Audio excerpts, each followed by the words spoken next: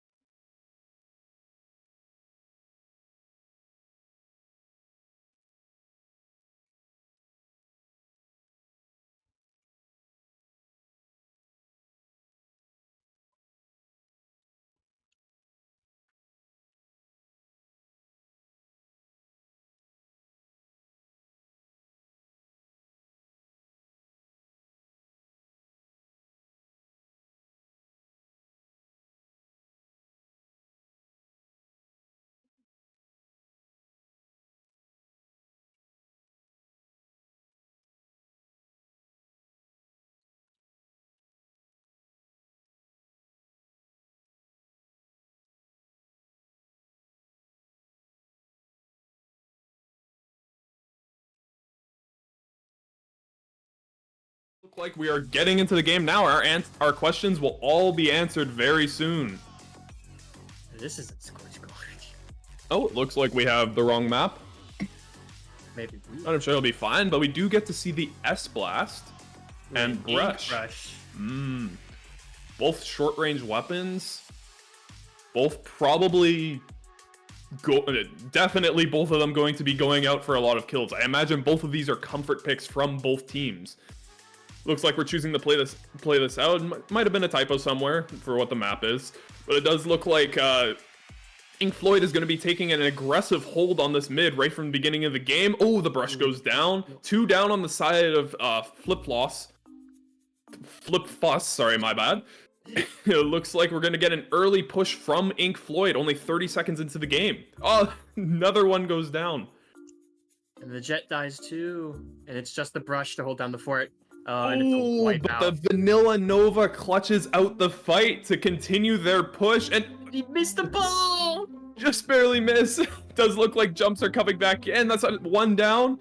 That's two down on the side of Flip Floss. Oh, but they don't have any economy. They can't keep the basket open. Yeah, that's one of the downsides of only having 3 players for this match. You don't have a lot of clams to throw in the basket. Your pushes are going to be a lot shorter lived unless you really plan out those pushes. You're going to really need a lot of clams by the enemy's base. But as I'm saying that, it looks like... yeah, 2 go down. It looks like Inkfloyd's losing a lot of ground. This might be the opportunity as soon as this jet is out of the air.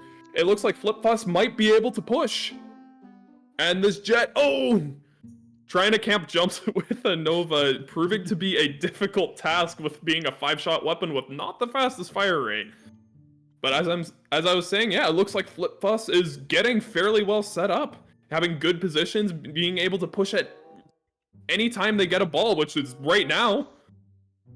Ooh, but the brush goes down. I couldn't quite see where they went down, but they did have the power clam for FlipFuss. This is going back into a neutral game. Looks like Inkfloyd is going to be taking care of mid. Let's see how this turns out. They do have a fair amount of clams. They could be able to push very soon. They're very close to having a power clam. And it does look like FlipFuss is staggering a little bit. This Nova going in with Battle Nova tactics. I mean, when the when the other team has 2 Novas as well, I guess you can afford more fights. And they end up scoring. So hopefully they can keep the push alive. Yeah, let's see how many clams they can get in this time. It does look like they have a really aggressive hold. The Nova goes down. But there is going to be a lot more clams going in on this time. Bringing the lead, bringing their score down to 58-52. Simsum goes in for some more greedy clams. Yeah, it increases the amount of time that they can like mess around and still not be punished for it, and they can still probably push in because they have their jet and they're probably very close to whale too. Yeah, I mean, you never know which push will be the last. And as I say that, it looked like FlipFuss is going to get their first push, getting 1 power clam in, but it looks like nobody's around to throw more clams in. They gotta jump. I think that clam was just a bare miss that was trying to be thrown by one of the Novas. But it looks like FlipFuss, even though they did have that push, they're still going to keep control of mid. They might be able to push, and again, sometime soon. Only a minute and a half left. We're going to need to see some sort of... even just a decent-sized push. Not a big push from FlipFuss, and they could pull the lead. We're going to see this jet come out. We need to see a big jet here. Jet is been known as notoriously good on this map with the amount of ledges. Looks like not a lot of value, which makes sense. The special's very difficult, but this hammer is going to be going in. I don't know if this score is completely good. And the brush goes down. That's a wipeout, and Inkfloyd is going to be taking the middle of the map. Honestly, Inkfloyd is probably feeling pretty comfortable right now. Lots of paint on the ground. You have a very good fighting weapon. And as I say that, their very good fighting weapon trades out the brush. It's a 1v1 right now. Inkfloyd's rushing. The battle of the Novas. I thought Inkfloyd was rushing the basket for a second, but no, Inkfloyd is choosing to be more defensive, which makes sense. They have the lead. They don't need to move out of mid at this point. It's less than a minute left. Another Nova battle. In mid. And both Novas go down. Inkfloyd doesn't need to push because they already have the lead, so they just have to hold space in mid and do nothing. But it looks like FlipFuss might be getting this ball in. If this brush can stay under basket and maybe jump a power clam in, they could pull lead. But it does look like they're not going to have the clams to do it. No. The basket. Was there a sneaky flank to get one more clam in? And the brush comes in and gets 2 kills. But the basket closes before the brush can throw any clams in. And that's going to be game. Absolutely no power clams left to stop to trigger overtime. It looks like that game's going to go to Inkfloyd. It's an even game now. On a match set. Did not expect to see such an even game this early on into the tournament. It's very close.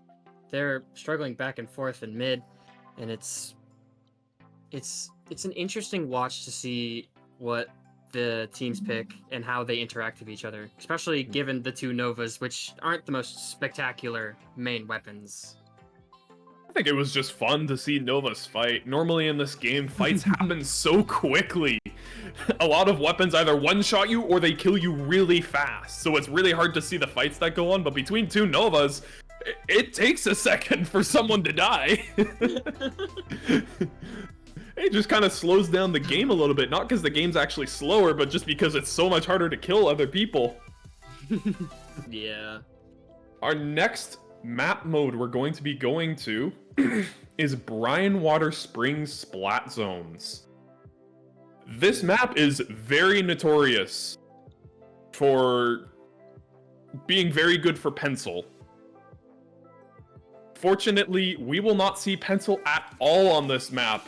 Pencil haters get together, celebrate, I don't know, open up your favorite bag of chips and sit back and relax. Like, no pencil is going to be found on this Brinewater Springs Splat Zones, because we have Gold Dynamo as a required weapon both teams need to use, NZAP 89, NZAP 89 again, and the last weapon must have Super Chumps. Now, the observant among you might notice a pattern with these 4 weapons. All 4 of them have Super Chumps. I know that Zones is a mode that's known for having a lot of cheese at this point. Whether that be capping the zone with strikes or reef sliding onto the zone.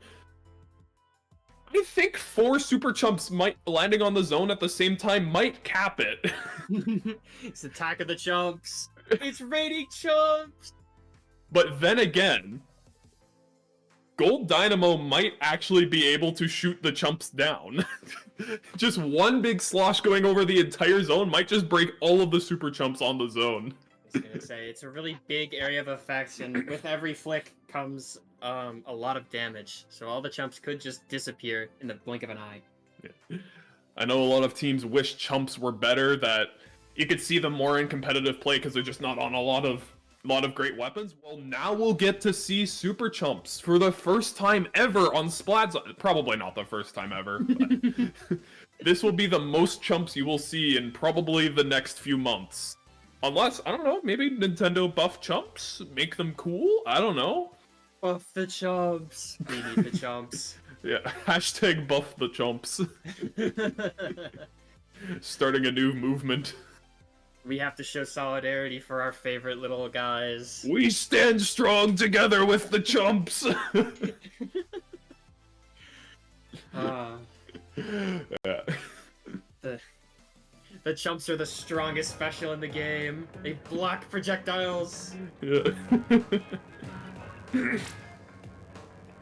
For all I know with this comp, we might just see a third NZAP 89. A lot of the chump weapons are trickier to play, like Dynamo or CDS, but it does look like we're going into the game again. It could be another Dynamo to get extra pressure on getting rid of the enemy team's chumps. Maybe. We'll have to see. And I ask that we can see the match. And I would love to commentate if I could see the match. Well.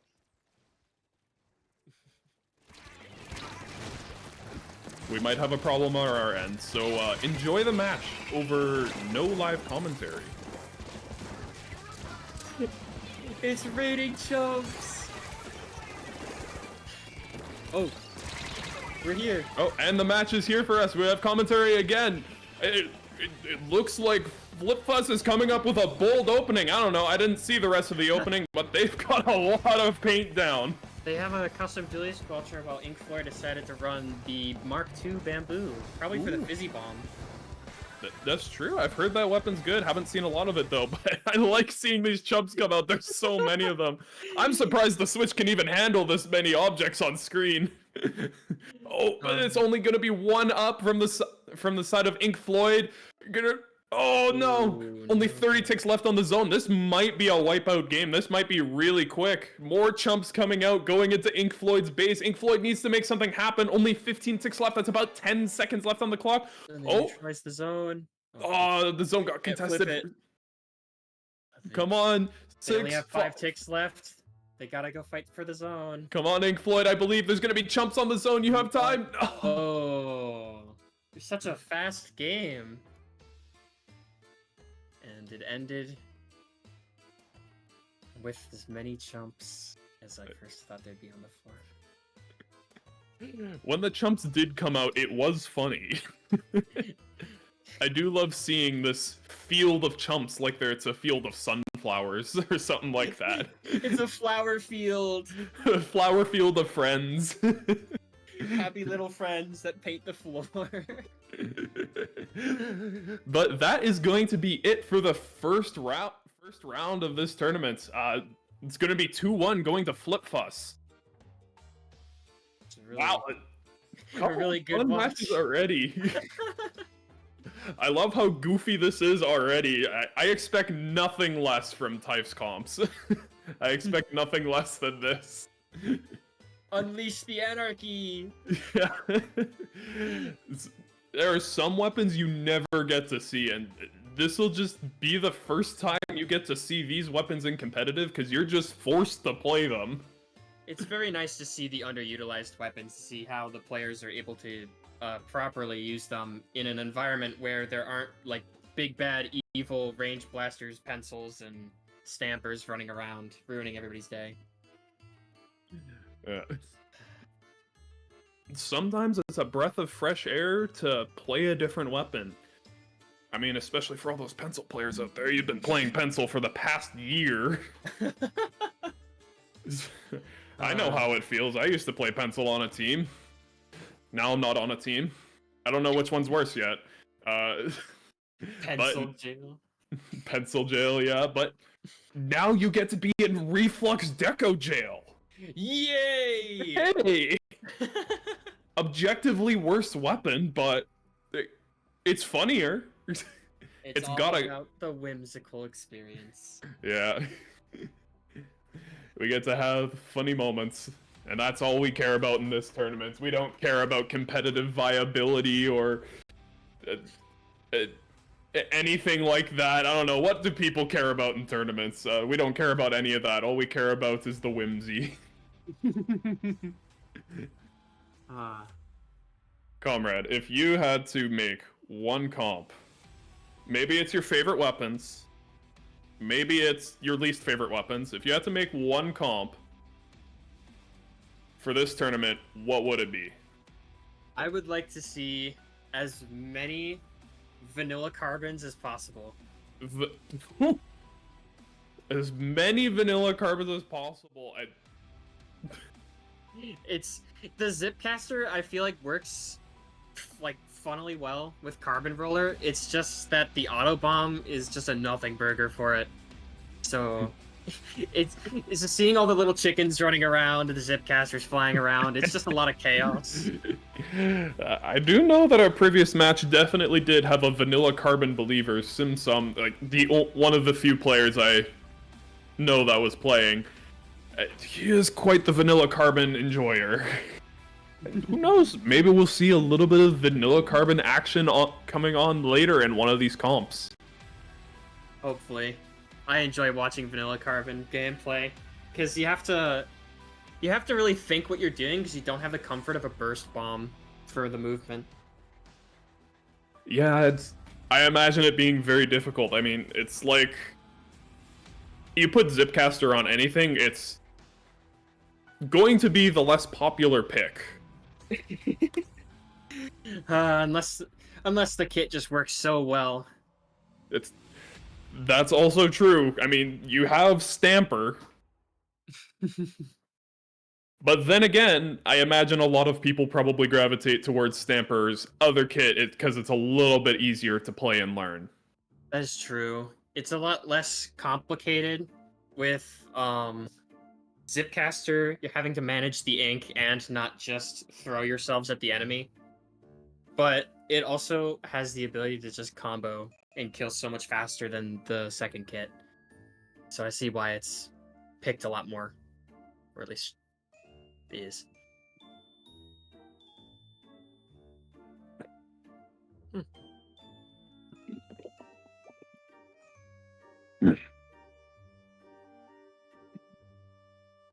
We'll take a little bit of break while we're waiting for the next rounds to start. Thank you so much for tuning in, and we will be right back with a bit more whimsy, a bit more strange weapons, and a few more comps that make you wonder what was the person thinking who made this tournament.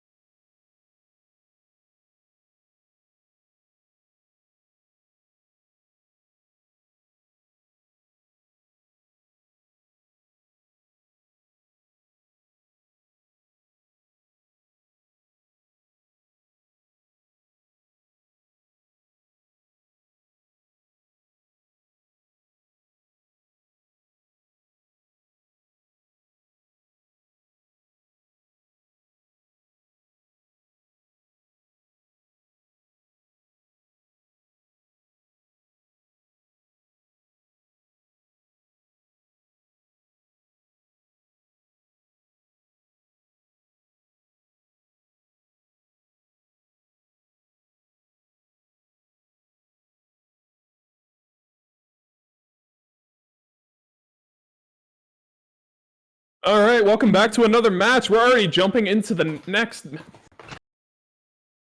Give me a sec. We're already jumping into another match.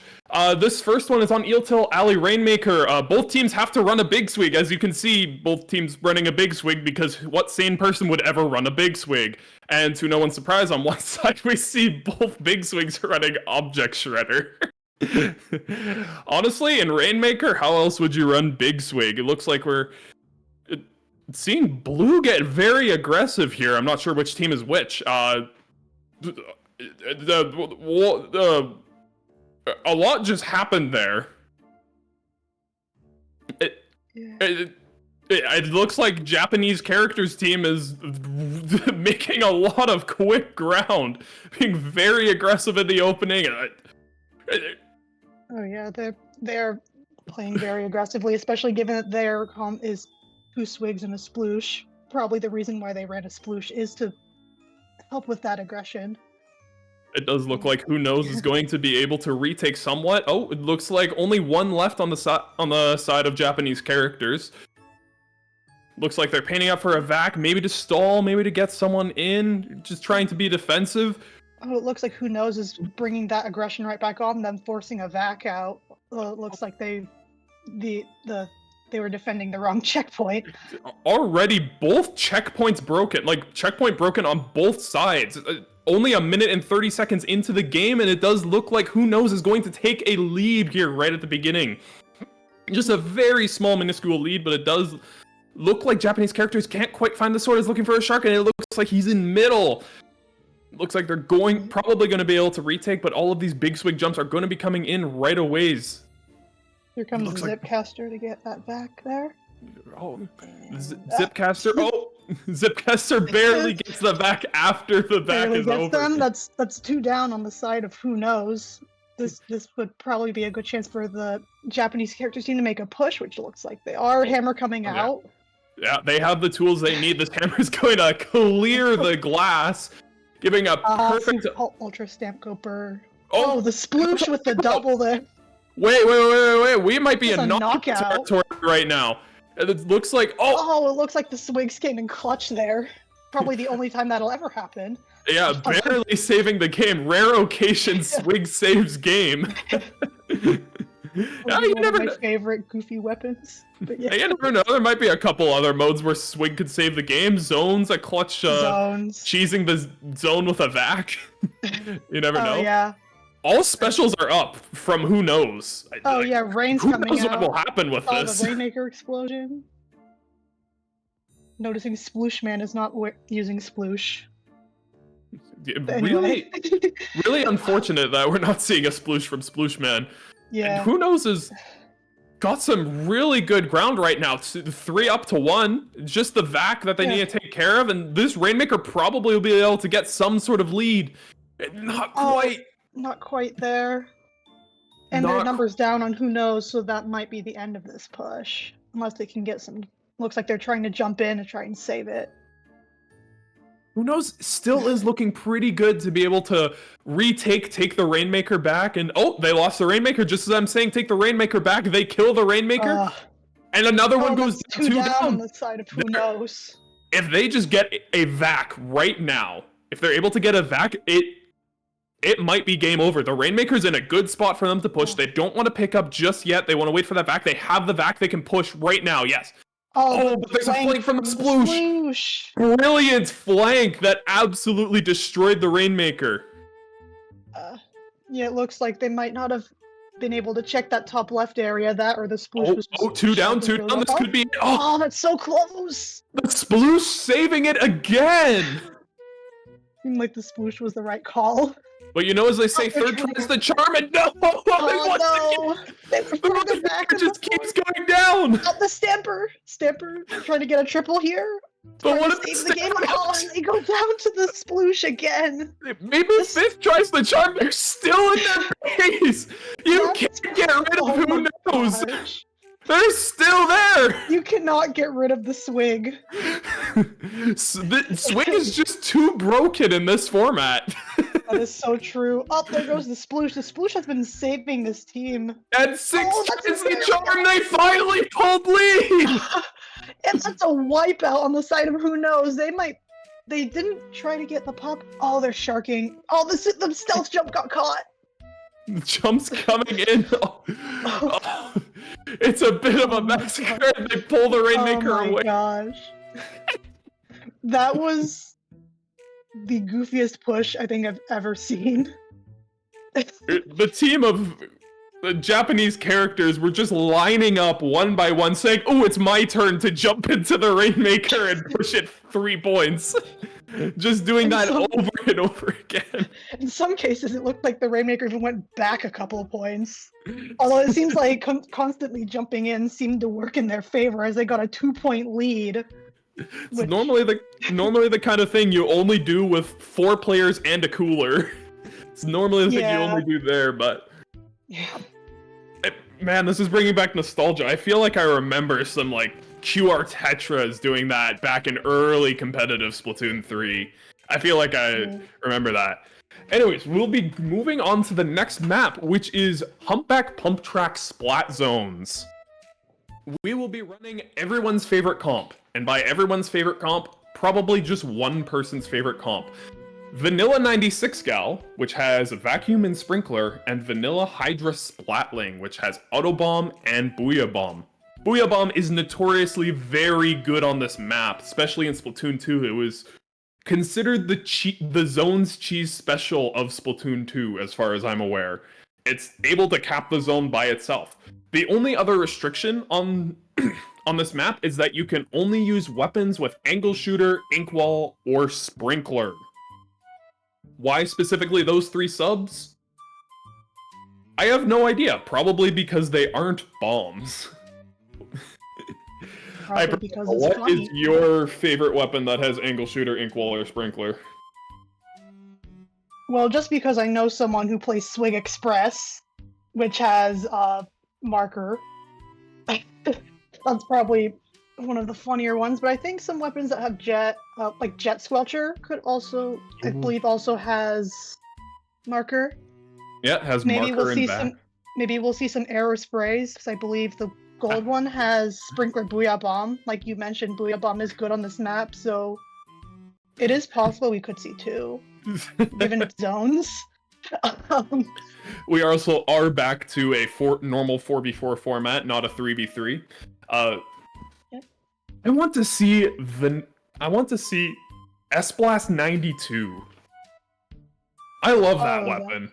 It has Sprinkler and Reef Slider, which Reef Slider has a Oh, bad Reef rep right Slider. now, but This is a Reef Slider cheese map, I'd argue, if they're able to use it in the right spot on either side of the zone. with a little bit of paint on the sides of the zone, yeah, Reef Slider definitely can cheese this map. It looks like we're going to see... Ooh, Charcoal Decapitator, and you called it Golden Arrow Spray. Although I think what's interesting is Japanese characters running 2 Slosher Decos. I love Slosher Deco. That weapon's fun, and it has Zipcaster. Zipcaster Yeah. being very goofy. Oh, that's 2 going down on the side of Who Knows, though. Yeah, Every time I say that, I feel like I'm asking a question. who knows? It looks like Who Knows. This could be a strong walkout here. Who knows? But this Charcoal Decapitator is Yeah. gonna get in, might get some value. Oh, and the 96 they flank. get flanked by the 96, and the 96 flanks the other 96, and now it seems like it's just a fight to get that Hydra out of mid. Who Knows And they is jump able out. to take a very commanding retake though, and has a fair amount of space to work with. Yeah. Not even that many people dying on their end in this retake. Let's see Yeah. if Japanese characters can get the same retake. It looks like they're trying to look for some specials, paint them up. Zipcaster not as good on this map as other maps. Not a lot of walls to grip onto. The slopes make it a little bit more awkward. So I don't know about the bucket decos, how valuable they'll be on this team. Looks like they're popping back Looks to like the eat Booyah Bomb Bomb. gets sucked up by the vac. The points Oh, look down at to 37 though. This retake, not as good as Who Knows retake. A little bit slower, but still not out of the game yet. Zones can notoriously go to anyone at any point. All you need is one good hold lasting 60 seconds. It does look Yeah. like 2 are going down on the side of Japanese characters. They might lose. Yep, it looks like they might lose the zone Looks like the again. Another zone was- very quick retake. Yeah, but it looks like they might have some trouble holding it unless because oh, never mind. 2 down on Japanese characters. It looks like they might have to back up, regroup, try to retake Commentators another curse. point. You said commentators curse. You Sure, said they needed yep. to worry, but nothing to I worry guess about. first time, yeah, first time for everything. Yeah. That vac got a surprising amount of value. Even like saving Oh, the yeah. Hydra and being able to let them kill the decav. This is looking like a hard retake again. But you know what? Who knows? Had a lot of very fast retakes. Ooh, Cav going down in the zone. Yeah. Oh, looks like Hydra the goes- Hydra goes down on who knows. Although two Booyah specials bomb up hit. on the side of who knows, it's not looking good. It looks like they might be staggering a bit. The Yeah. lead looks like it could possibly swap very soon. The vacuum the going vac, down. the vac clutching up with the neutral there. Although it doesn't seem like they were able to get much value out of it. Oh, massive stagger. I The lead is flipped. imagine who knows is panicking quite a bit now. They lost the lead. Not a lot of points left on the timer, and they're staggering. Very Oh, easy yeah. They don't, without their specials, they don't have a lot of tools to retake. They've thrown all of their Oh, but it specials looks like they might multiple have a times at the zone. chance. Oh, Oh, Just- they're able to get one more chance at getting the lead back here. They have to get the Hydra out of mid, though. yeah, barely being able to retake, just slowing down the game for a little bit, but it does look like they're not able to get Japanese characters out of the zone.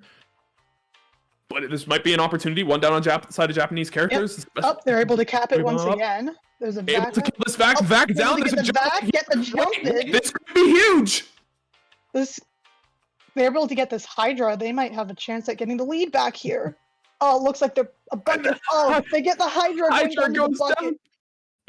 down. That pick on the Hydra is huge. No Booyah Bomb plus the Hydra's range allows it to pick at the zone from a distance. So that's I feel like that Cav did a lot there, but even still wasn't able to get a lot of space out of it. Wait, it's only the 2 buckets left. Oh. The 2 of them are down on the side of Japanese characters. Just paint the zone. They're Japanese characters able to flip the zone back. That's unfortunate. So close to the lead, just 4 points away. That's Yeah. like 3 seconds. Only a minute left on this timer. Yeah, does who look knows like a what lot of they pain. have here if they want a chance. Oh, 2 down. I don't know. This is not looking good. It looks like a little bit of panic is setting in on the side of who knows. Oh, And there's a that's DC on the side of who knows. Oh, I It thought I looked like saw. it was a decav. I thought I saw that decav standing in zone, just Yeah. standing still. Ah, Yeah, I saw so- that as well. so unfortunate in such a close game, and unfortunately, Yeah. this will not be a replay as both teams are below 30 points. And there's also 20 seconds left. And also 20 seconds left. Yeah. Looks like this is going to turn into a knockout. It looks like it's a knockout, yeah. Oh, unfortunate, but very close game. Yeah, I'd very imagine if close that game. decav didn't DC when they did, it probably would have been a lot closer near the end there and possibly not even a knockout. If they didn't DC, could they have possibly gotten those extra 4 points they needed to pull the lead earlier on? Who knows? I guess we'll never find out. I am surprised at how even these matches are. I remember casting this before, and usually there's a little bit of back and forth, but usually it's a lot more dominant that one team is better than the other. But like both of these matches so far, very even, very close action right up to the end of the game. Yeah, and I think like having those more even matches, if anything, it just shows that even when you're dealing with interesting comps, I guess it's a testament to show how these teams are able to make it work and still play at a level where they can still compete with whoever they're up against to a point where they're evenly matched, and the only way they were able to really get a knockout is because of an unfortunate disconnect. Well, we're going to be moving on to tower control now on Barnacle and Dime. We're going back to the 3v3 formats. So maybe a little bit less fights, but it doesn't mean less action.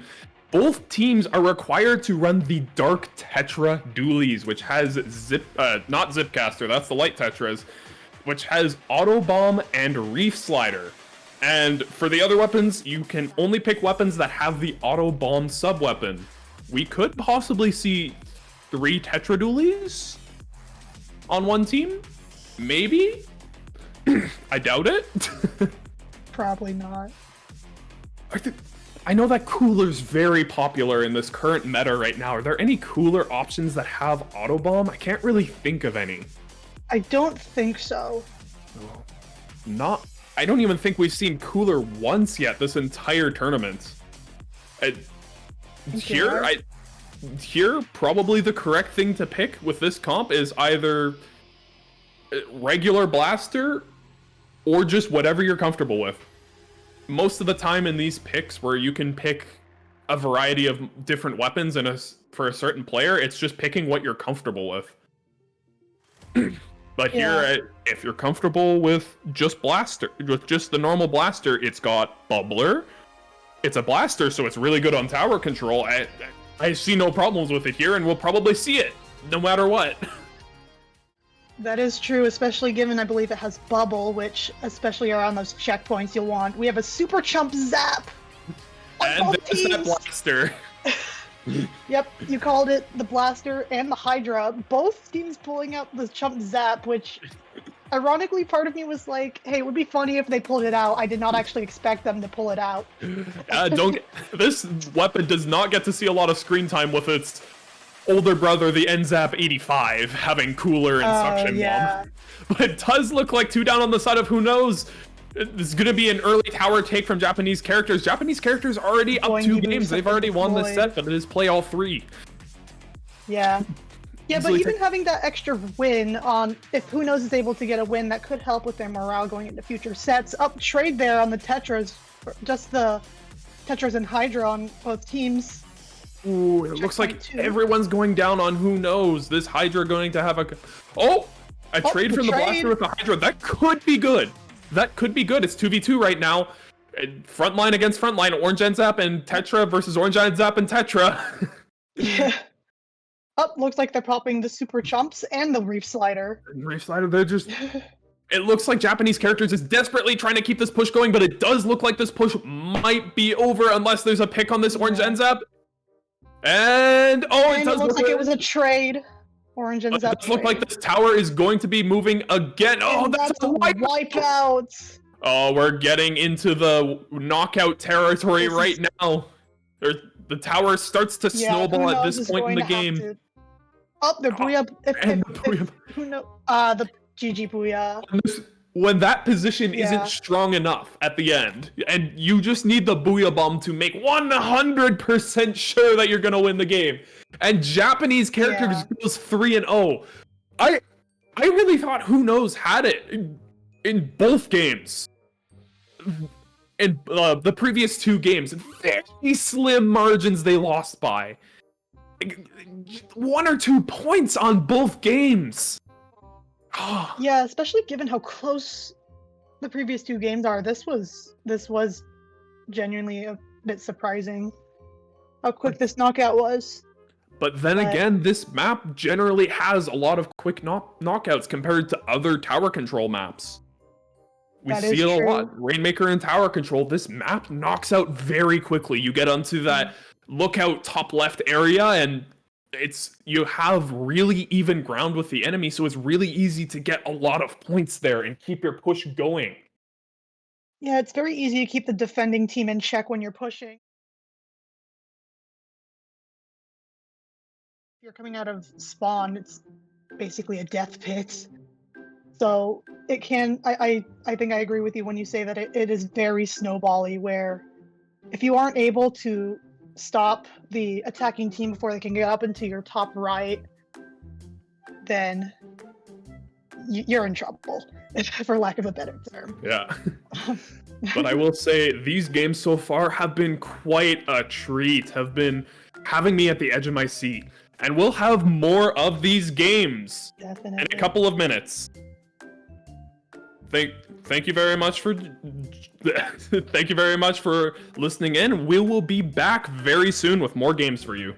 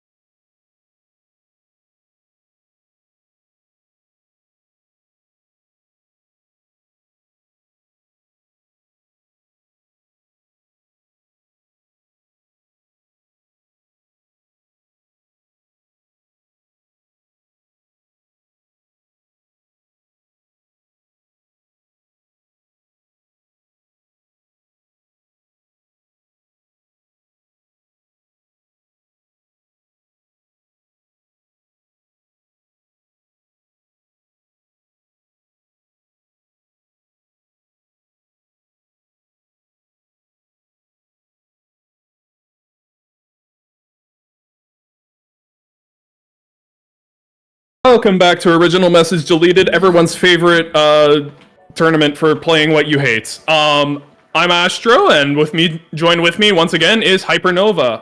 Unfortunately, couldn't introduce ourselves earlier. We're kind of thrown into it. We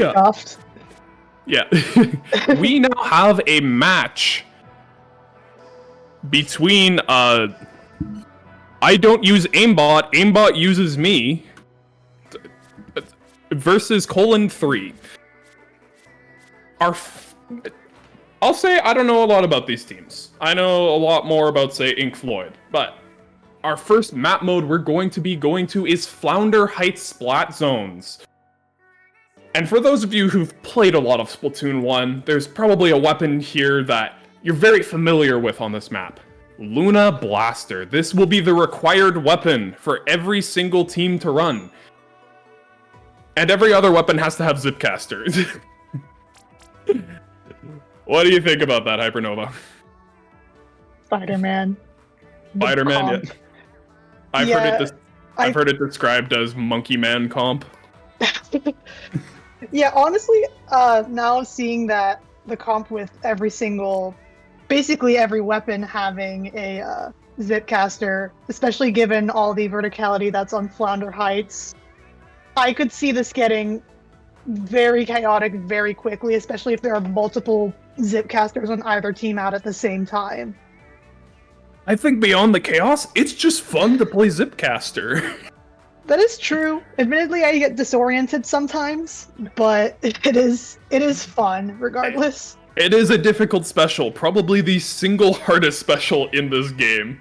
But yeah, to see everyone flying around the map, and whether they're trying to shoot each other with main weapons while spilling around like Spider-Man, or trying to one-shot each other with the arm, either way, it's funny and it's fun and it's action-packed. Part of me hopes to see someone try to cap the zone with the Zipcaster. No main weapon, just Zipcaster. Is Zipcaster the newest zone cheese weapon? Guess we'll find out. And we're on to our first match. Here we are on Flounder Zones. On the side, we see Colon3, and on the blue color, we see I don't use aimbot, aimbot uses me. You have to say the full title every single time you talk about the team. That'll be hard for me to remember. Probably going to be a little bit of a standard opening here. By standard opening, I mean people are just going to flank immediately. That's how this map goes down. Yep, exactly. Especially given both teams have the exact same comp, even with the Octobrush variants that they are both using. You know, maybe we need backline weapons that have Zipcaster, just for tournaments like this, to bring a little bit more variety to the comp, but it does look like two going down on both teams. There's just a lot of trades going on. Oh yeah, it doesn't even look like either team has really capped the zones quite yet. It looks like, almost a minute in, and it's even. Oh, looks like I don't use aimbot, aimbot uses me. They're getting 1 point on the zone. Out. That 1 point could win them the game right here, right now. That's so true. Oh, the Octobrush goes down. A minute in and still, there we go. Now the points are rolling. And it does look like I don't use aimbot is finally going to get that hold, because a few are going to go down on Colon3. Yeah, now it's a bit of an uphill battle for Colon3, since now they have to move uphill in order to get the zones with Octobrushes. Looks like they're gonna get 2 picks. Double Are they gonna get 3? From Colon3. It looks like they were at least able to cap the zone. What a clean retake! Normally there's a lot more trades that go on in the retake on Flounder Zones, especially when you don't have really strong specials like strikes on this map. It looks like I don't use aimbot is going to retake quickly as well. And also a fairly clean retake. Yeah. These have been very clean retakes so far. Oh, it looks like the zone's once again being contested by Colon3. The double Octobrush. It's just going back and forth. It's like these teams colluded that they want this game to go to overtime. We can't score as many points. We can't have long holds. And it does look like the clean retakes are going to stop here. Ah. 2 going down on the side of I don't use aimbot. It's not getting this clean retake they want. But this Ultra Brush gets a kill, but then goes down. Colon 3 is still going to hold strong. This Zipcaster going up. Let's see some Zipcaster shenanigans with Lead Bucket. going to Colon 3. Looks like there's a attempted flank on that wall, but unfortunately there are buckets that can easily deal with those, and a wipeout on the side of I don't use aimbot, aimbot uses me. Yeah, this could be a knockout. This, unless we see one of those absolutely amazing, clean, fast retakes, we need to see one of those. But if we don't see that, it could end right here. In fact, it might. They're getting thoroughly locked 2 out seconds right now. left, and that's it. That's a knockout for Colon 3. A lot of action right at the beginning of the game. I think that game could be split into 2 like clean halves. One where it was going pretty back and forth, and then one where Colon 3 was just locking out aimbot there. They just were not able to get back in after that one push. Yeah, I mean, there's a lot of those really strong specials on that map that are missing. There are the strong weapons that are strong on that map, but just those strong specials like Rain, Strikes, even Booyah Bomb are all really good on Flounder Heights. Not the traditional specials that you're used to hearing about, maybe Bubble or Zuka. I guess you are used to hearing Strikes being strong. So just without those, it becomes a lot more difficult to do your retakes where you're used to doing your retakes with those strong specials. But now we're going to be moving on to Robo Ramen Rainmaker. Each team is going to have, I'd say, a fun comp. This is going to be a 3v3 game, so one player is going to be sitting out on each team. We're going to have the Vanilla Dapple Dualies. This is the first instance of Cooler in this entire tournament. That's kind of insane. Round 3. I'm surprised it took this long. Yeah. The other required weapon is Vanilla Dualie Squelcher, and the last weapon must also be a dualie. Dodge rolls go burr. Dodge rolls do go burr. Hey, what are these fights going to turn into? Is it just going to turn into one person dodge rolls and goes to shoot, and then the other person dodge rolls the other way, and it's just dodge roll after dodge roll? Is that what the fights are going to turn into? Well, it might depend on what they pick for their third pair of dualies. Like, if one of them is a Tetra, then it probably will look more like that, where the Tetras will probably be like, hey, look, I have 4 dodge rolls, actually. But I guess with Dowser, it might not be. With Dowsers, yeah.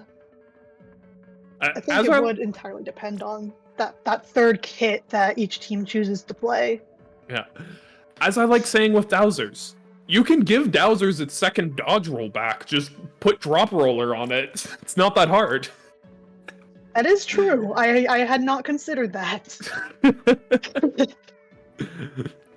Maybe we'll see a Dowsers with Drop Roller. Who knows? Maybe someone's clinically insane enough to do it. That person being me. But unfortunately, I'm casting. We're going into the game. Dang. Let's see what this third dualie is from each team. Looks like we're going to see it. We have M parries on Colon 3 and another. Looks like we do have a comp issue from the side of Colon 3. They are missing their Vanilla Dapple Dualies.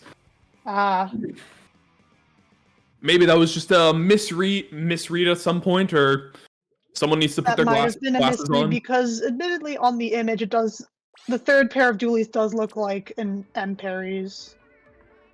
That's fair. Yeah.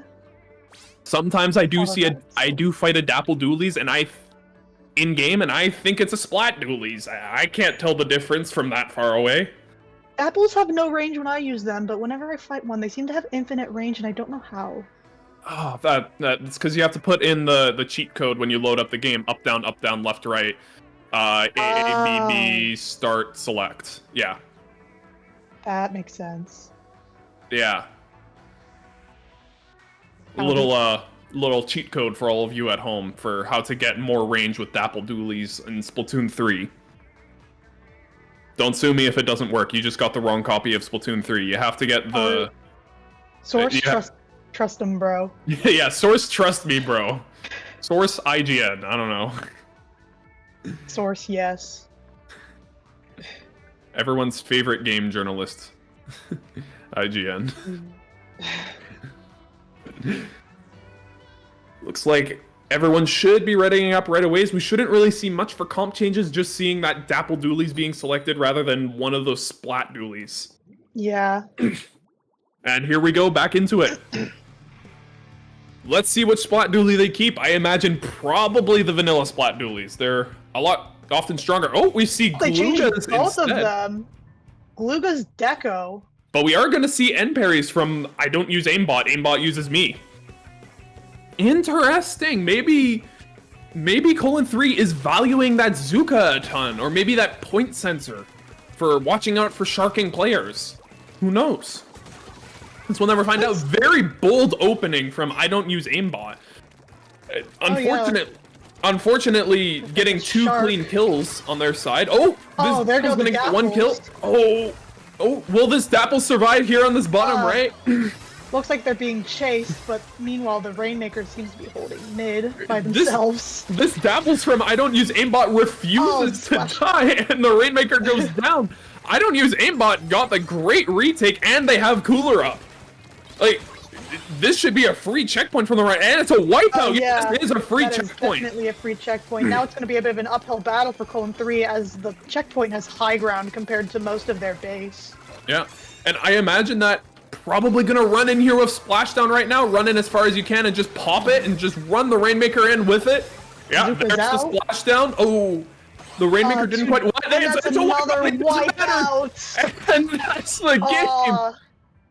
Oh. That's really unfortunate on the side of Colon 3. The double wipeout was what got them there. Yeah. I mean, that is going to even out the game now, though, but that Dapples might have carried their game. That Dapples, I don't think they died once that entire game. Yeah, especially given that they have Cooler as well. Yeah, That very- not being able to take care of those Dapples would have really hindered Colon 3's ability to really defend at that point. I mean, it's Cooler and Beacons, so that's also your jumps back in. Like, Especially given that there were 3 people on each team, like having those beacons plus the Cooler was probably crucial to being able to keep those pushes going. yeah. I mean, it was pretty much a one Cooler push, though. That Cooler lasted long enough for them Yeah. to get the first checkpoint and the second checkpoint with that double knockout. Special power up Gobert. We're going to be moving on to Clamblitz now, though. We're going to be moving to Mako Mart. Now, this comp, it might be a little controversial amongst some people. The first required weapon is Vanilla Dreadringer. The second required weapon is Vanilla Dreadringer. And can you guess what the third required weapon is, Hypernova? Is it Vanilla Dreadringer? You got it! It's Vanilla Dreadringer! You're so Wow, I right, you're so never would smart. have known. And the last weapon, you know what the last weapon is? Vanilla Dreadringer. It could be. The last weapon just has to be a bucket. We could see 4 Darn. Vanilla Dreadringers. I would love to see 4 Vanilla Dreadringers. Just for the joke. Just do it. I see For no the reason bit. why not to. They should do it for the content. Do it for the comedy, as some would say. I mean, Now- isn't that what this entire tournament is? The funny? Yeah. Mikomart is notoriously a very good bucket map. Any bucket option, I can see it being really good here. Even Explo. Explo being a backline, it would be very easily be able to punish the very slow Dreadringers on the other team. So Yeah, I could also see some Tri Nouveau here as well because it does have a Cooler and a Ooh, Fizzy Bomb. You're so right. That And at Fizzy least Bomb. when I played it on this map, like, my captain would always be like, you have to play Bucket, and I'm like, okay. And it worked really well. More than I'd like to admit sometimes. But Tri Slosher would be a tricky one on this map, though. It's such a good bucket map that you want to go in and take fights, but then again, you also want to be getting that very precious cooler, so you want to not die. There's going to be a very careful balance if you do choose that weapon. especially given it would probably be the shortest range weapon in the entire match, depending on what the other team picks. That would make taking fights fairly hard unless they're able to get in. But you know what? No matter what weapon you think is the best here, there is only one correct option. It's a 4th Vanilla Dreadringer. Everyone wants to see it. That is so true. Like, it's just... If one of the teams picks a 4th Vanilla Dreadringer, I will literally drink water. And you don't say that lightly. Last time you drank water was at least 3 minutes ago. You know what? I'll double down. I'll take 2 drinks of water if I see a 4th Vanilla Dreadringer. I know. You pay a high price. I know. I drive a hard bargain. You really do. I'm quite the gambler. You go to Some Vegas might call it a often? problem. Gambling? Gambling? Gambling? And we're going to be going into the match. All right, everyone, put your predictions down. It's time to see if we see a comp of all Vanilla Dreadringers. The first here, ooh, Vanilla Tri-Slosher. I didn't even consider this one. Right. And a Vanilla Bucket. Unfortunate. Guess we're not drinking water today. I'll stay dehydrated for now. Gonna die. No water for me. I do think the Vanilla Bucket will be a bit stronger here, Strikes being a bit stronger of a special, and Vanilla Dreadringer might be able to deal with the jetpack of Vanilla Tri-Slosher. Yeah. It's interesting to see this many sloshes on the ground, but it does look like Colon 3 is going to go down. There's one sharking. Oh, there's 3 down, and I don't use aimbot. Aimbot uses me. The last one looks like they're alone in mid, trying to stay alive. Just as they lived so long. Just as I thought that Colon 3 was in a corner, it looks like I don't use aimbot is now the one in a corner. They're staggering, and this push is going to be going. The Reef Slider cancel. That's really bad. If Colon 3 has the clams, this basket could be open for a while. Like, Colon 3 is going to be able to use these ledges to just camp underneath them, going to make it very difficult for I don't use aimbot to rethink. But yeah, as I said, the jetpack is going to be very easy to take out with these buckets. Oh, they went all the way down to 35. It looks like the push might end here. Or no, they're able to sneak a couple more clams in. But now the push is going to end, right? Yeah. No, a couple more clams.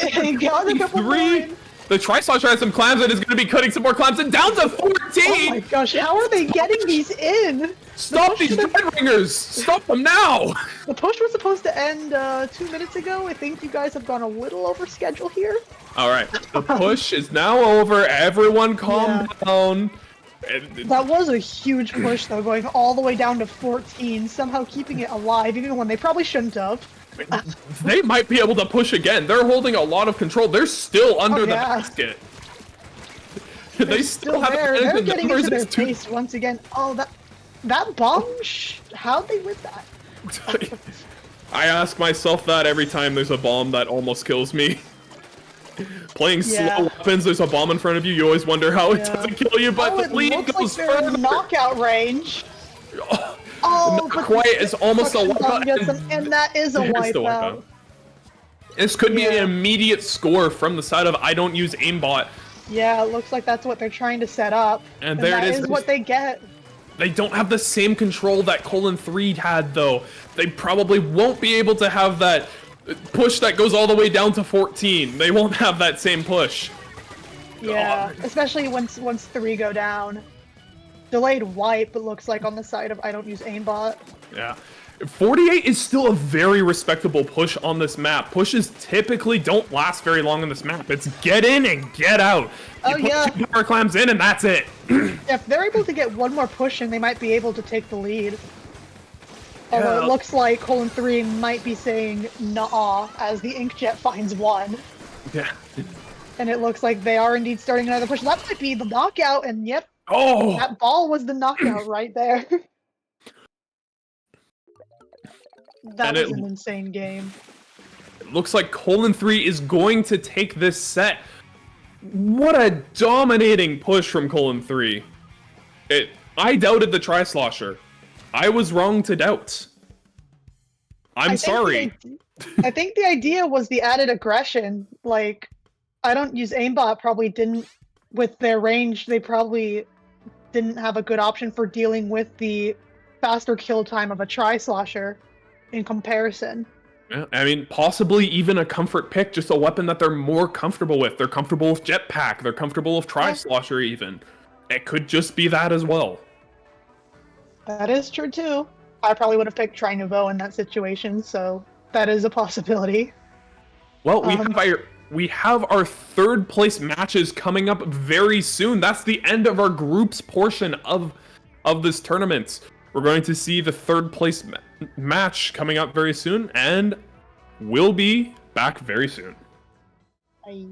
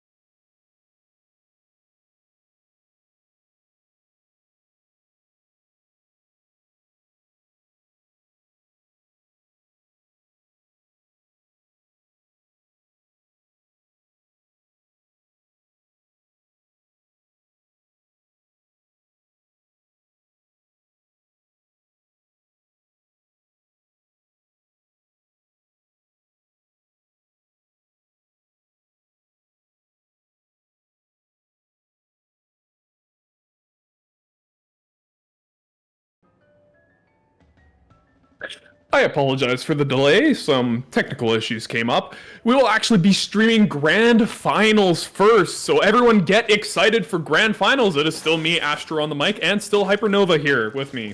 Hello. I am getting hyped. Yippee. And if you guys are as hyped as Hypernova is right now, you can say thank you to RTOs for putting on this event. Thank you, TOs. Thank you very much for the live demonstration. Our first map in actually, before maps, which teams are in Grand Finals? These teams might be fan favorites or might not, I have no idea. We will be seeing a run-back match from Colon3, and I'm not using aimbot, aimbot's using me. These two teams in the groups portion of matchmaking had the most points, and so they are crowned number 1 and the number 2 teams, and will go at it in Grand Finals. For the first map, we will see the players go to Shipshape Cargo Co. on Tower Control. Very classic Tower Control map. They will have to use Sloshing Machine Neo, which is a pretty standard weapon on that map, I'd say, right, Hypernova? Yeah, I'd say that is a relatively normal pick for this map. Yeah. At least compared to some of the previous comps that we've seen in this tournament so far. Fair enough, fair enough. And we will also see the Tenta Sorella Brella.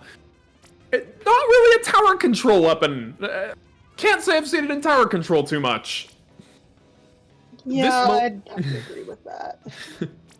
This mode will be 3v3, or this match will be 3v3, and the final weapon must have Trizuka.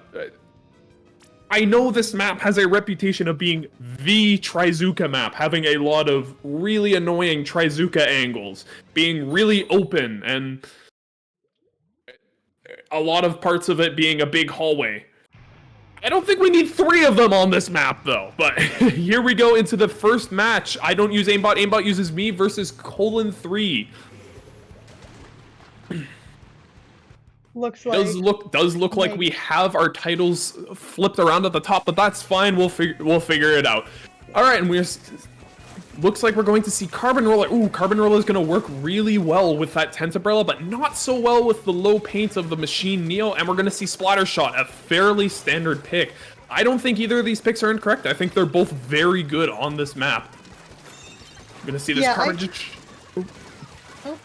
The tent appears to have pushed someone up, and that's a wipeout on the side of that's Colon3 gets wiped out. I don't use aimbot is gonna get this first checkpoint probably. They're pushed up really far with that splatter shot. This tent probably gonna take portions of mid as well. Yeah, and that tent might make it hard for them to get up through the ramp given how wide the shield is. Yeah, and it looks like the tent on the side of Colon3 has Zuka ready. Oh. Sorry, I'm mixing up my team. I'm mixing up my teams again. I don't use aimbot. Is gonna continue this push, and that's a wipeout on I don't use aimbot. It looks like Colon3, Colon3 is using this opportunity immediately to start pushing up. 62 points isn't that much on this map. This map is another map that can snowball very quickly if you get the tower to that final checkpoint. This tent on this left side on this bridge is a very powerful place, able to just put shields down there that cover the entire entire portion.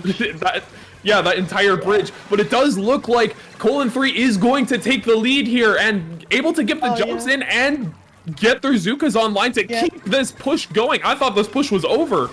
Yep, the snowballing has begun. Yep. Looks like Colon3's have totally has this carbon on this top right. They've lost the tower though. Oh, it's just the carbon by themselves. They really need to get those jumps back in if they want to see this push go anywhere. This carbon very weak on their own, very easy to run down. It does look like I don't use aimbot is probably going to retake here. Carbon jumps back, and I don't use aimbot is going to get their Zukas online and probably get a push going. Oh, he looks like Carbon Sharks in and gets a double. It looks like it's a machine off, and it looks like Colon3 was able to win the machine off there. and has started moving the tower once again in their favor, though it looks like I Don't Use Aimbot is quickly coming back. Huge play from the Carbon, absolutely, like, saving them from having to do any sort of retake, but it does look like things are getting a little shaky again. This machine's by themselves and really has to stay alive to prevent the enemy team from just wiping them out and getting a free push to that final checkpoint. Yeah, it looked like Colon 3 had some trouble keeping the advantage there. Although this might be Aimbot's chance to try to push back and maybe try to get the lead. Yeah, definitely their chance. They have a lot of well, they had two Zukas ready, but now they only have one. But it's still 1v1, Zuka versus Zuka, and Zuka wins! Who would have known that Zuka would win against Zuka? It's a crazy matchup. I don't think anyone's ever thought about that matchup before. But I Don't Use Aimbot is refusing to give up on this push, still dedicated to fighting and trying to just win some fights to get this push going. And it might be working! It might be working. This shot, getting another pick. I Don't Use Aimbot is still going at it, refusing to let mid give up mid. Right, though the thing with they did get those picks, but also the tower was moving backwards, so they'll have to. They still have a lot of ground to cover if they want to take the lead back at this point. Looks like there's one down either side. It's the difficulty of 3v3. You don't have as many people that can take the tower. You only have 3 of you. You don't have an extra person to take the tower in those times where you get those advantages. But this could be. No! Oh, that might be the end of this push if they're able to get that tent who's stuck in a Zuka, and that's a delayed wipe on the side of I Don't Use Aimbot. Commentator's curse. I was just about to say it was their chance to get that lead, but immediately going down. But once again, like, they might be back. Once again, it's just one up on the side of Colon 3. They might be back and might be able to get them, but this Carbon sharking here, they really gotta watch out for this Carbon. You gotta catch them. They're gonna be sharking this tower, making sure nobody gets past them, making sure they have no chance of even getting anywhere near taking lead. They're double from the Carbon. Not looking good. It's just the 10th, and the Carbon takes the tower away. First match going to I Don't Use Aimbot.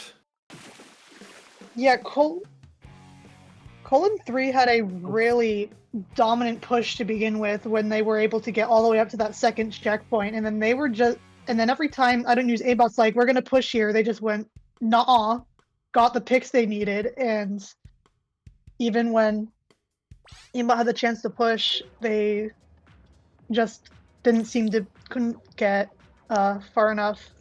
Yeah, like, I agree, like, they had such a dominant hold in mid for most of that game and just couldn't get the push going. They could hold, but they couldn't push. Yeah. This next map mode, on the other hand, though, might seem a tiny bit familiar. We're going back to Flounder Heights, but on a different mode this time. We're going to be on Clam Blitz. And once again, we're going to see a comp consisting of 4 Zipcaster weapons. We're going to see that vanilla Carbon Roller, light Tetra Dualies, and 2 other Zipcaster weapons of your choice. I think we've already seen what both teams are selecting for this. I think we saw earlier these teams. Yeah, it was these teams that we saw earlier on stream with the other quad Zipcaster comp. They really are partial to Brush.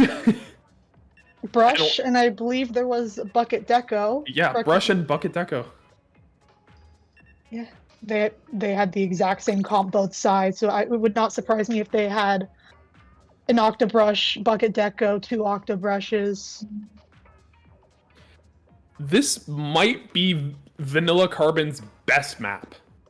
The ability to just shark on walls on this map is huge. You have to check them. It's really annoying to deal with. So that might actually give Vanilla Carbon a huge advantage over its Deco counterpart in this map in particular. Other maps, 100%, Carbon Deco is just consistently better. Right, especially given, like I believe I mentioned earlier, the verticality of Flounder allowing for Zipcaster to be very well. It can be used in a lot of places, is what I mean to say. Yeah. And I think especially since we're now seeing it on Clam Blitz, maybe we'll see it being used in some different ways, especially given that instead of it being a required Luna and then 3 weapons of their choice, they have 2 required weapons this time. We're gonna And see. it looks like Ooh, there's a Stamper. first Stamper on Flounder. I expected a mirror comp once again. Yeah, but it seems like one team, I believe, Aimbot picked Bucket Deco as expected, and then Omega 3 instead went with the Stamper. Maybe just trying to mix it up to try to gain an advantage in this match rather than it just feeling like a run back match. Oh, and the marker kill. It does look like I Don't Use Aimbot is going to get control of mid right from the beginning here. Does look like they're a little bit paranoid of a Carbon or a Tetris maybe sharking somewhere. Yeah. And they pick There the was a Carbon off. shark. Nothing to worry about. They just pick them off.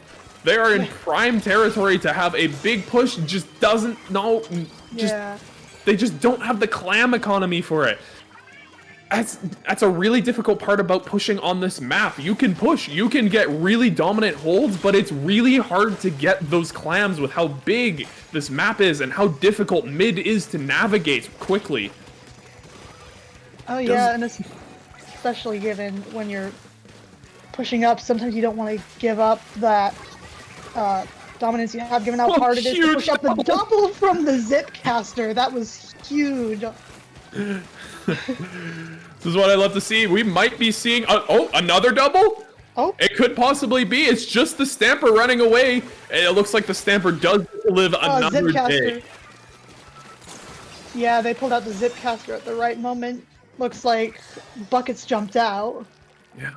They had so much control over the enemy team's basket there, but the same thing happening again. They just don't have the clams to push. That's the hard part. Getting those clams, you need somebody sitting in the middle of the map to just pick up those clams for you.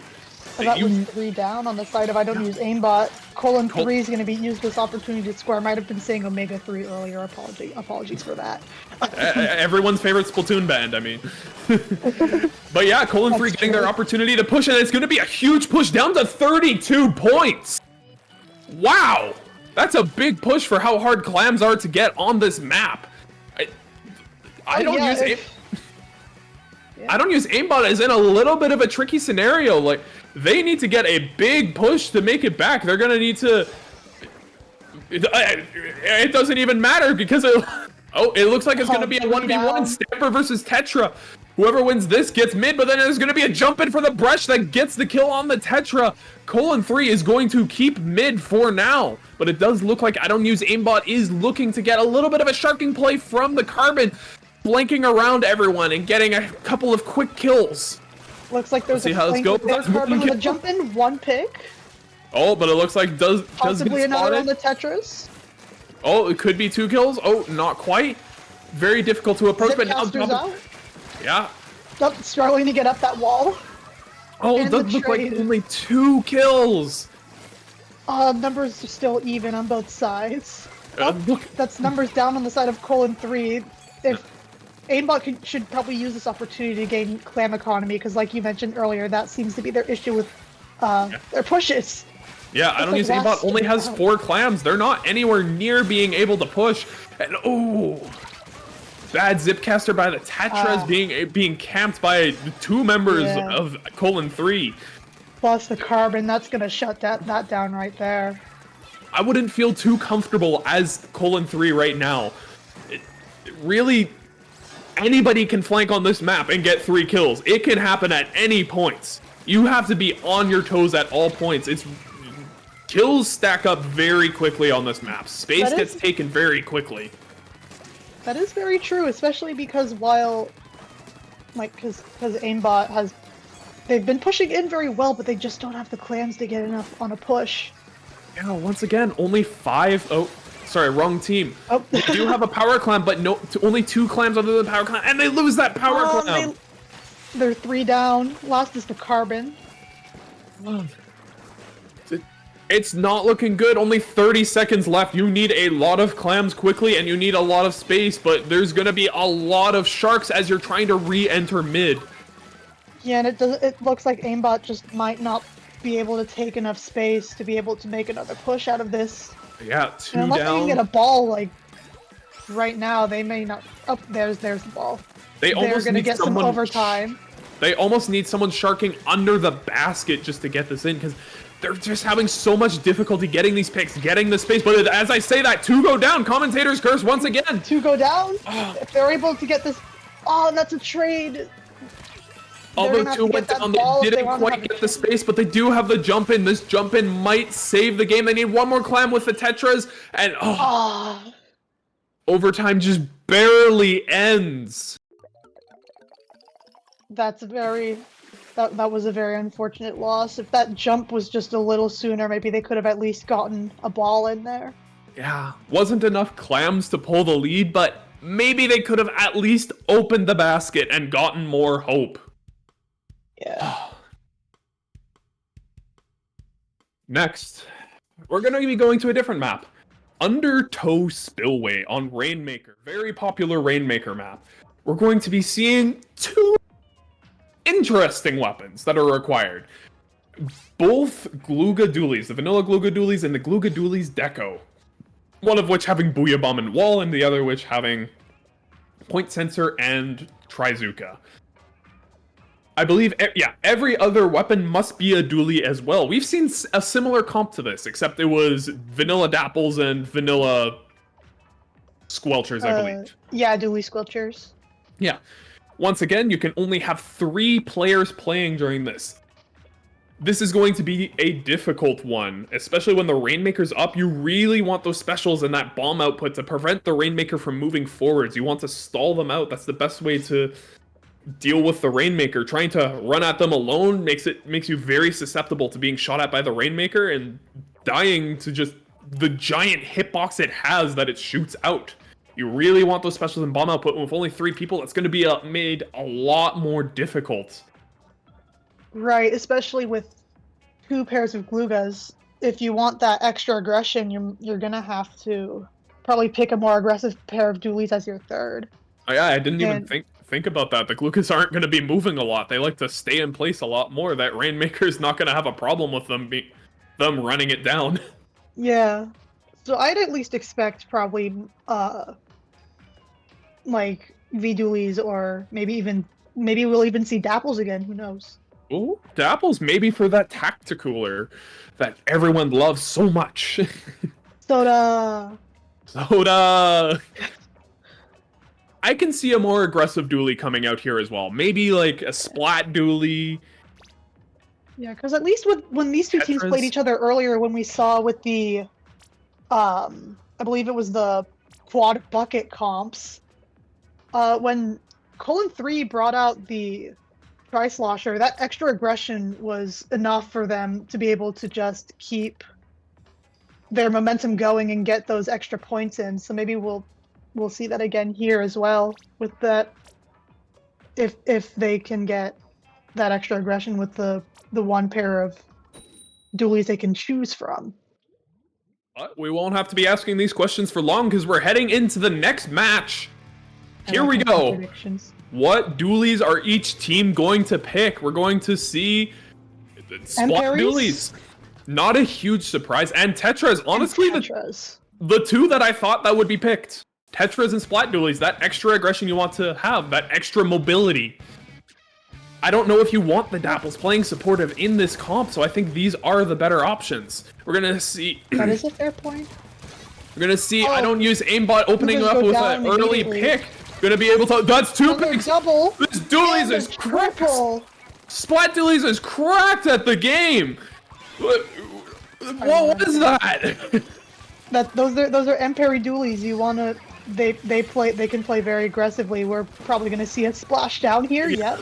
There it is. Swim in with a splashdown. From the splashdown. I think that was only one, but this is looking like a that is 2 down. Double. Okay. Just sharking behind, doesn't even care about moving the Rainmaker forward, just cares about turning everyone around. Those M-Parries were carrying that push, and although now there's a wipeout on the side of aimbot. at least that N-Parries, if they don't win this tournament, they at least went home with something. They got a nice clip out of this game. That is very true. I don't use aimbot wasting no time going at it once again. Yeah, trying getting to their keep that picks. momentum up. Oh, it looks like the Deco Glugas have gone down. Booyah bombs out.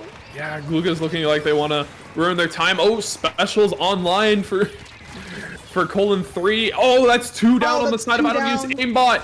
This could would be be the Colon- opportunity that Colon 3 needed. They're struggling with that one Splat Dualies, but now that the Splat Dualies is down, they can finally push, but the Splat Dualies is back! The Splat Dualies are back. Fear the Splat Dualies, and There's the there it is. splashdown. That was a triple from the splashdown. My goodness!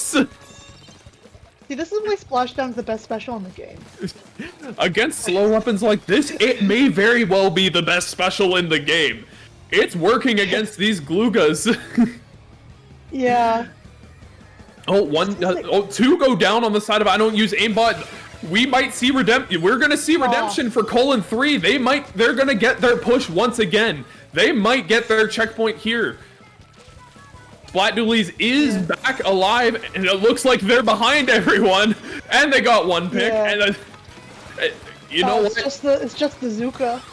The push is over And once another again. wipeout. Is this just a team full of dually players? Like, they are nailing these dually plays, going in. They're confident. They're hitting their shots. Is I don't use aimbot a dually team? Is secretly?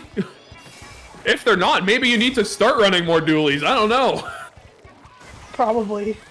Dualies are very fun. I have absolutely no bias. Oh, that Booyah Bomb got shredded. Yeah, Booyah Bomb cancel as well. I did not expect to see that here. It is looking like Colon 3 is going to get their push again. That's a wipeout. Yeah, they're gonna get another chance to push. Only 2 minutes left on the clock, though. They are starting to run out of time. Third time's the charm, they do say, though. So maybe this is the... No, the No. Rainmaker's dead. Oh, but the Splat Dualies is dead. It's 1v1. It's a 1v1. Maybe you can try to 1v1 with the Rainmaker. Get your jumps back in. Jump-ins are back. The Dualies are and also back. Diving That's in, a getting double. a double. Oh. And that's another wipeout. Everyone down. How does this Splat Dualies keep getting away with it? Who Something can tells stop me they them? might main M-parries. It may be. And they're at it again. There's two. The triple from the M-parries. Oh, sorry. This time that no. This time that's the. Oh, that's the Glugas. That's the Glugas. That's my Maybe bad. Maybe I a should be wearing my secret Gluga glasses. man as well. Who knows? And Perry's here on the right. And another Oh, pick. that was a clean pick. What is this kill count gonna be at the end of the game? Like, they I'm are scared. running circles around everyone else. This Rainmaker does look like they're in a tricky spot. They might be dying in this last 40 seconds. You really want to stay They alive almost here. have You to. Colon 3 almost has to kill them in order to get overtime, although there's still 30 seconds left on the clock. It at least slows down a bit. Yeah, I don't know if it Oh, was the worth Tetris it go down. diving in for that Rainmaker kill though, because now everyone Yeah. on your team is dead on the side of Colon 3. It's gonna be hard for Colon 3 to get back in. Their one more goes down. The Trizuka's up, but the Trizuka's dead. And there's Delayed only wipe. 14 seconds left. Who's gonna kill this Rainmaker? Who's gonna retake? I just want to stall the this Rainmaker. Tetris were coming in. They immediately go down to the Rainmaker. Oh, the clutch. Rainmaker gonna does get go a little down. bit of- They're gonna get. They're gonna have one chance at overtime. But the wall's out. Like, this Rainmaker could die immediately. You gotta watch out for the Splat Dualies. You know this end parry's gonna be Oh, there's the two Rainmaker. down, and that's a wipeout to end the game. Wow. Masterclass on end parry dualies. Those end parries were insane. It's like picking random weapon. It's like playing the random weapon Sheldon Sampler challenge in Splatoon 3. And you And get you your get main handed weapon. your main weapon, you just run circles around everyone. That's what just Yeah. happened. Yeah, that is exactly what happened. I would not be surprised if they're like, I'm in Imperi's main. That is not surprising in the slightest. That would not be surprising at all. That's gonna make the score 2-1 for colon 3. Next, yeah. Who knows? Maybe we'll see dualies once again in one of the required comps. Who knows? Next Maybe. up, we're going to be going to Robo Ramen Splat Zones, though. Another 3v3 map. Here, there is only one required weapon. No other restrictions other than 3v3. Just one required weapon. Dynamo. At least they have a cooler. At least you have a cooler, that is true. I think this is a difficult Dynamo map. Very open sight lines. If anyone picks a weapon that outranges it, it's going to struggle hard. It's going to be shot at the entire game. Even just like if one team has 2 bombs on their team, there's going to be lots of bombs thrown at this Dynamo. This map is not very friendly for it. I would expect more bombs, just given that there are only going to be 3 people on each team. They may not want to risk picking a longer range weapon that may not have enough paint. But I could see the bomb spam, definitely. I'm not sure about the bombs. I'm not sure about the more Right. bombs necessarily. I think when there are no restrictions like this on 2 of the weapons, people will just pick their main weapons. We might see That's true. Embery dualies again. Well, that would just confirm that they are they are an Emperi main. True. We might finally get our questions answered. Gasp. Or maybe they're just a secret Enperry main and they never knew it.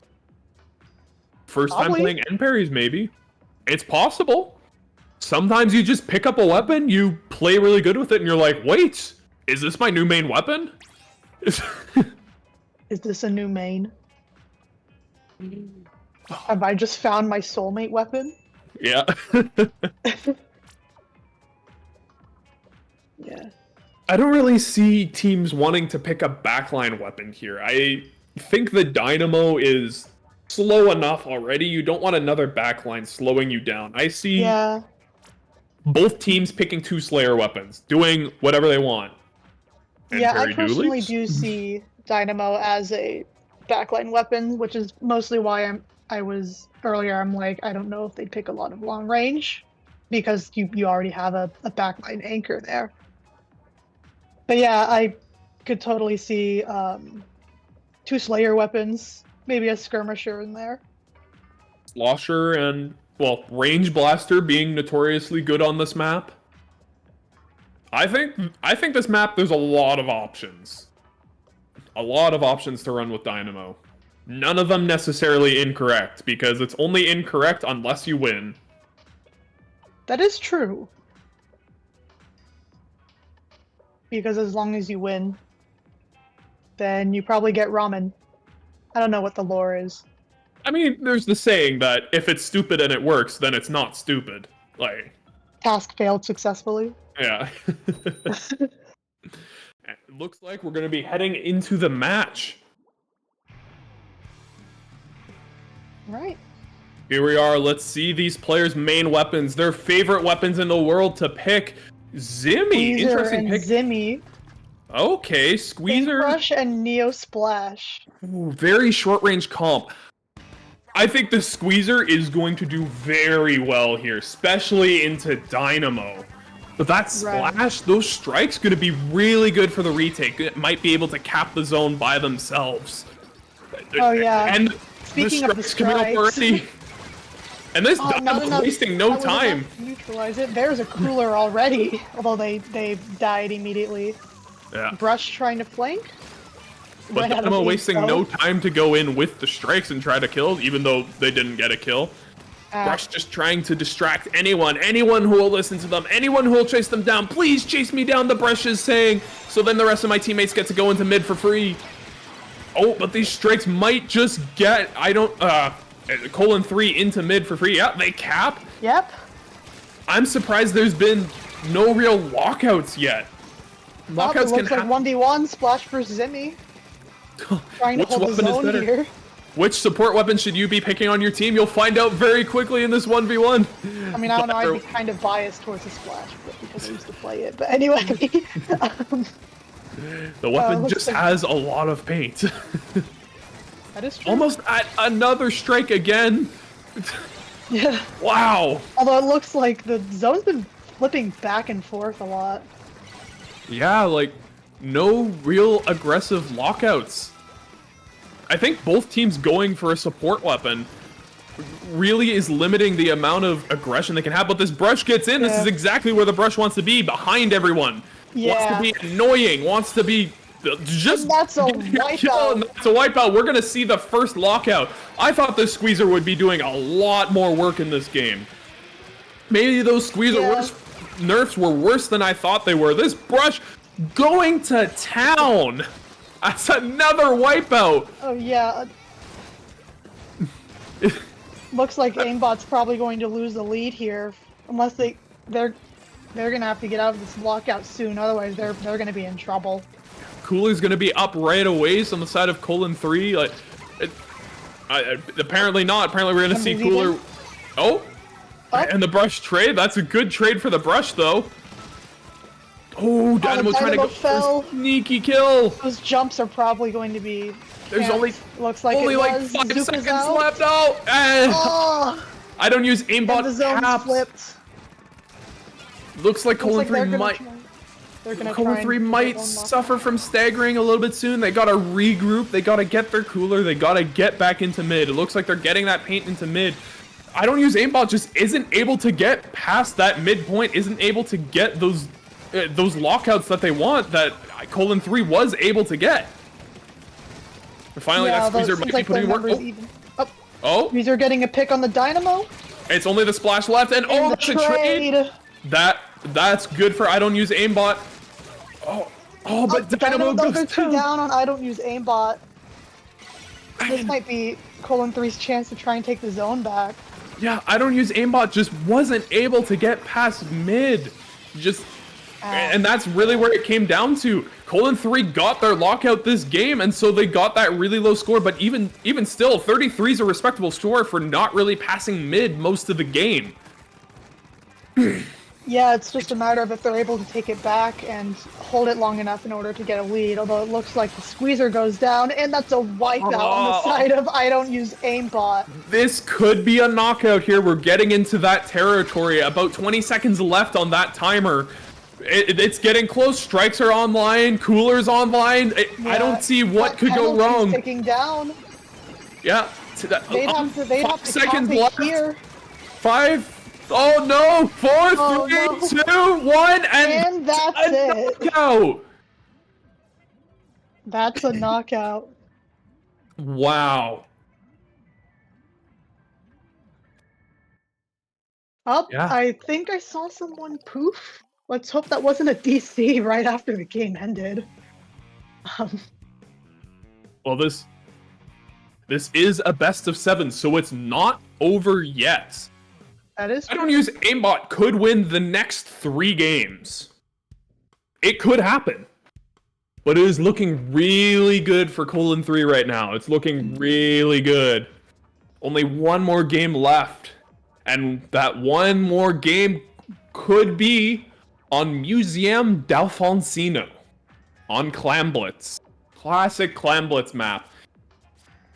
Now, when you think of what are the longest range things in Splatoon 3, what do you think of, Hypernova? Usually Hydra Splatling and E-Leader. Hydra Splatling and E-Leader. Okay, well, we Yeah. will be seeing E-Leader. The vanilla E-Leader, the E-Leader 4K. Yep. Right? There's something longer range than an E-Leader, even. Do you know what it is? Well, it must not be a main weapon then. It could be E-Leader's scope, but it's even longer range That than is true. E-Leader. It's even longer range than E-Leader's scope. Not sure I can think of it. Sure, you can think of it. That doesn't surprise me. Not a lot of people use this in the game. It is Line Marker, the most unpopular sub in this Right. game. Yeah. It outranges absolutely everything in this game. So we're Although gonna see we're gonna see a game with E-Leader and 3 line marker weapons. Well, I do know a few people who would defend line marker to the very end. Oh, I am one of those. S-Blast line marker, Nintendo, please. Yeah. Trust me, it would be good, bro. It'd And be I mean, better than Nurse Bomb. I mean, I don't play it on my main weapons, but I do think it is funny to play on occasion. You know what? So- If nothing else, you are totally right about that. Yeah. I mean, there was one time I got a marker kill on a booyah bomb, so I mean, you know, you can't have those weapons. That is embarrassing for whoever the Booyah user was. Yeah. I mean that's why I think it's probably the funniest special or sub weapon. Was that Because during... you can just it was just a funny PB. It wasn't anything serious, but yeah. What was that Booyah Bomb canceled during the Like line the- marker challenge, where line marker was buffed to one-shot people? No. This was in a That's- PB. That's even funnier then. And in a PB, you get to roast the person afterwards about dying to that. I have it clipped. Yeah. Yeah, that's partly why I'm just like, oh, marker's funny. But yeah, it will definitely be interesting seeing leader plus 3 markers on museum, especially because, correct me if It's I'm so wrong, open. leader can reach the other team's plat from their own plat at a full charge, right? On Or at the very certain least, it's very close. certain modes, yes, it can. Just Yeah. barely. It Yeah, can just barely reach the other plat. and especially if that leader is able to set up on the mid spinner, then Yeah. that can be very oppressive unless the other team's leader can get them out. Or they maybe can other marker kill team's them. line marker? Yeah.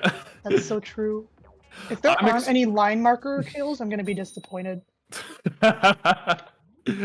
I'm expecting to see probably a vanilla Jet Squelcher here. I'm expecting to see Bucket Deco. I'm expecting that from both teams. Whatever the last Yeah. weapon is, I don't know. But here we go into the next match. Splattershot Pro, Glugos. Oh, 2 unfortunately, Splattershot Pros. it looks like both teams didn't quite get the memo. The 2 Splattershot Pros, yes. But there's a few weapons there that didn't have The- line marker. Maybe they just ran out of time. Glugos. Probably. Probably Because, an oops, my bad moment. yeah, especially given that I don't think any short range, like frontline weapons have line marker.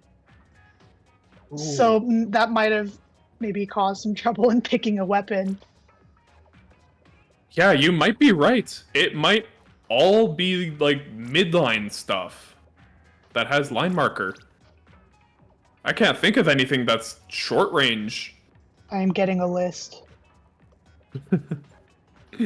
Doing the research now. Yes, I'm doing the research. And yeah, there isn't really a front line. There's the Splattershot Pro. Yeah, there are no front lines that have this sub weapon, so that might have caused a bit of issues, maybe. Wow, yeah. That's interesting. We don't have... Well, I guess Unless you consider recycled Brella front line, but we... I don't know. That weapon's so forgettable, though. Yeah, I admittedly do forget it's there until I die to it, and I'm like, oh yeah, it exists. I guess Rapid Pro Deco is another option that I keep forgetting about, even though it's probably the most popular line marker option in the game. But Yeah. I guess I was already proved wrong by my prediction earlier of a Jet Squelcher and Bucket Deco on each team, because we saw 2 Splattershot Pros on one team. Yeah. Although I kind of hope that maybe one of the weapons that changes a blob deco just because it would be funny. And here we go. Let's see the actual weapons we're running this time. Yep. Seeing 2 Splattershot Pros Two and Bucket Splattershot Deco. Pros. And Bucket Deco Splattershot. No Jet There's your- Sculptor, really? Although there's a Rapid Pro deco. I would have thought people would have wanted the Vac from Jet Squelcher to push into the basket because this is clams. This map sometimes can get really difficult to get on the enemy team's plat. So that vacuum might have been really helpful to force your way in there. Looks like Yeah. we're going to see a little bit of a support pro trying to play for their crab early on, but we are going to see 3 down on the side of Colon 3. Is this going to be the reverse sweep? I don't want to call it yet. Commentator's curse. I have been wrong every single time I have tried to predict anything. This crab is going to get 1, trying to protect that spot. That's really good for E-Leader. Only just barely enough clams on the side of I don't use aimbot. Looks like that push is going to end there with this pro being the last one left, going all the way back to their plat, getting marked by 2 markers. I will say I have seen matches end at just 1 person scoring. That could be it for points that are scored, but it does look like Colon 3 does not want that to happen. They're going to set up their crab in a very aggressive position. Very oppressive. Oh, yeah. Something we failed to mention earlier is that this is probably one of the best crab maps in the game, which is probably explains all the Splattershot pros. Yeah. I mean, Splattershot Pro is also just a consistent weapon. If you haven't played Bucket before, or you haven't played Rapid Pro Deco before, Splattershot Pro probably is one of your best options, one of the easier ones to pick up. That is also true. Looks like 2 down on the side of aimbot. Colon 3 probably trying to set up for a push here. Just not a lot of clams on the side of Colon 3. They gotta be patient. They gotta get those clams. Looks like the pro is getting some clams, but it's just a power clam. That doesn't even pull lead, even if they do end up scoring it. This Zipcaster really looking for a pick, just unable to get it.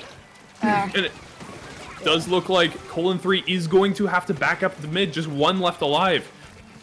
They're gonna lose that ball there.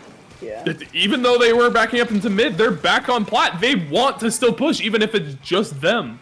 They feeling really confident on that bucket. And I mean, you have to be confident if you want to push. You have to move forwards and dive in if you want to get progress, make progress happen. It doesn't happen by people walking to you. Yeah, especially on Clamblitz, I feel like, where you almost have to kind of move in with your team, and it looks like aimbot's scoring yet again. Yeah, this is looking very dangerous. Oh, that's another one in. 47 points. Colon 3 can't even get a push going, but aimbot here going on their second push, and this second push is better than the first, down to 35-32. Wow. It looks like they're gonna try and keep it going as well. They don't even want to get rid of this plat. They're just skirmishing around this plat, like forcing them to look at me, you can't get off of your plat yet. Zipcaster coming out, probably trying to go for the leader or the crab. I didn't even notice the crab.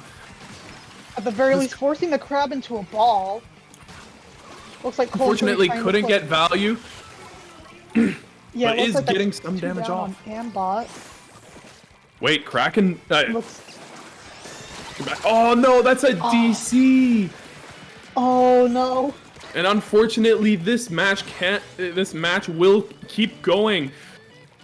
I don't use aimbot needs some sort of huge hold. Fortunately, they have their 2 crab tank weapons still. They could get this huge hold. Unfortunate that they popped both their crabs at the same time. A little bit of a miscommunication there. One of the crabs goes down. The last one left is the other crab, who's being forced all the way back to their plat. Number one thing you want to avoid here, wiping out.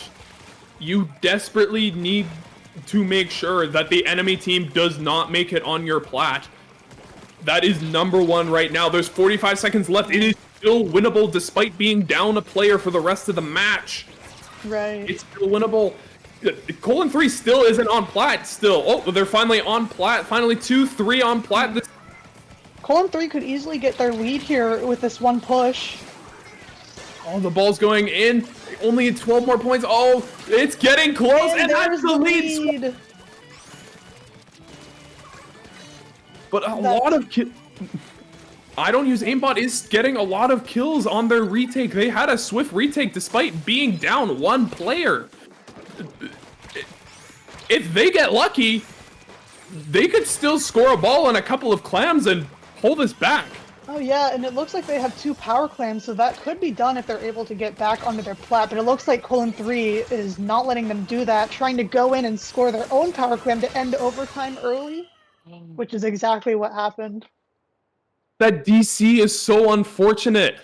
And with that, we have our champions of original message deleted number 4. Number 4, number 3.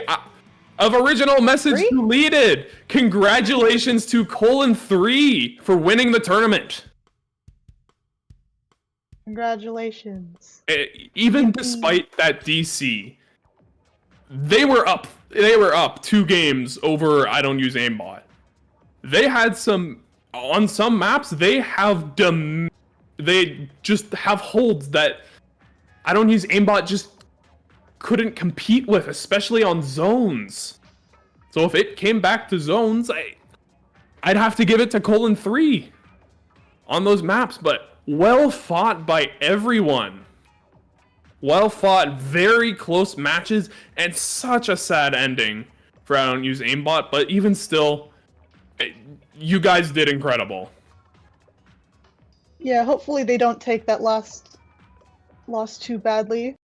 Because it is unfortunate, but they were still able to hold that lead for most of the rest of the game, despite that DC, and I think that's a very respectable thing to be able to do, is keep going despite,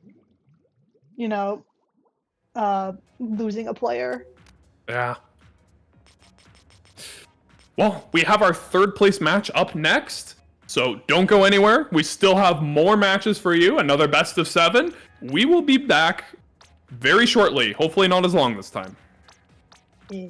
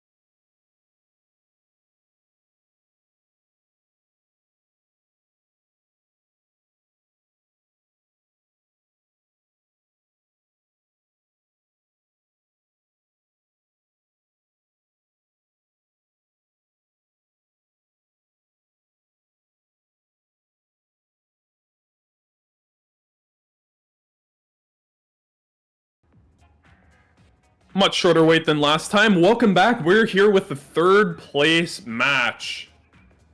I'm Astro, still here, and Hypernova's still here. Hello. I am still here. Now, I do need to look for this. Which two teams are we seeing fighting it out for third place? Believe it was. Is it Flip Floss and Japanese characters? Ooh, is it another run-back match between two teams? Might be.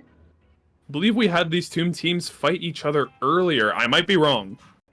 I am double checking right now. I don't believe so. I think this is the first. Oh, okay. Well, we have two familiar faces at least. Coming back for the third place match. Our first match will be on Mako Mart Zones. I love this This- map mode. Yeah.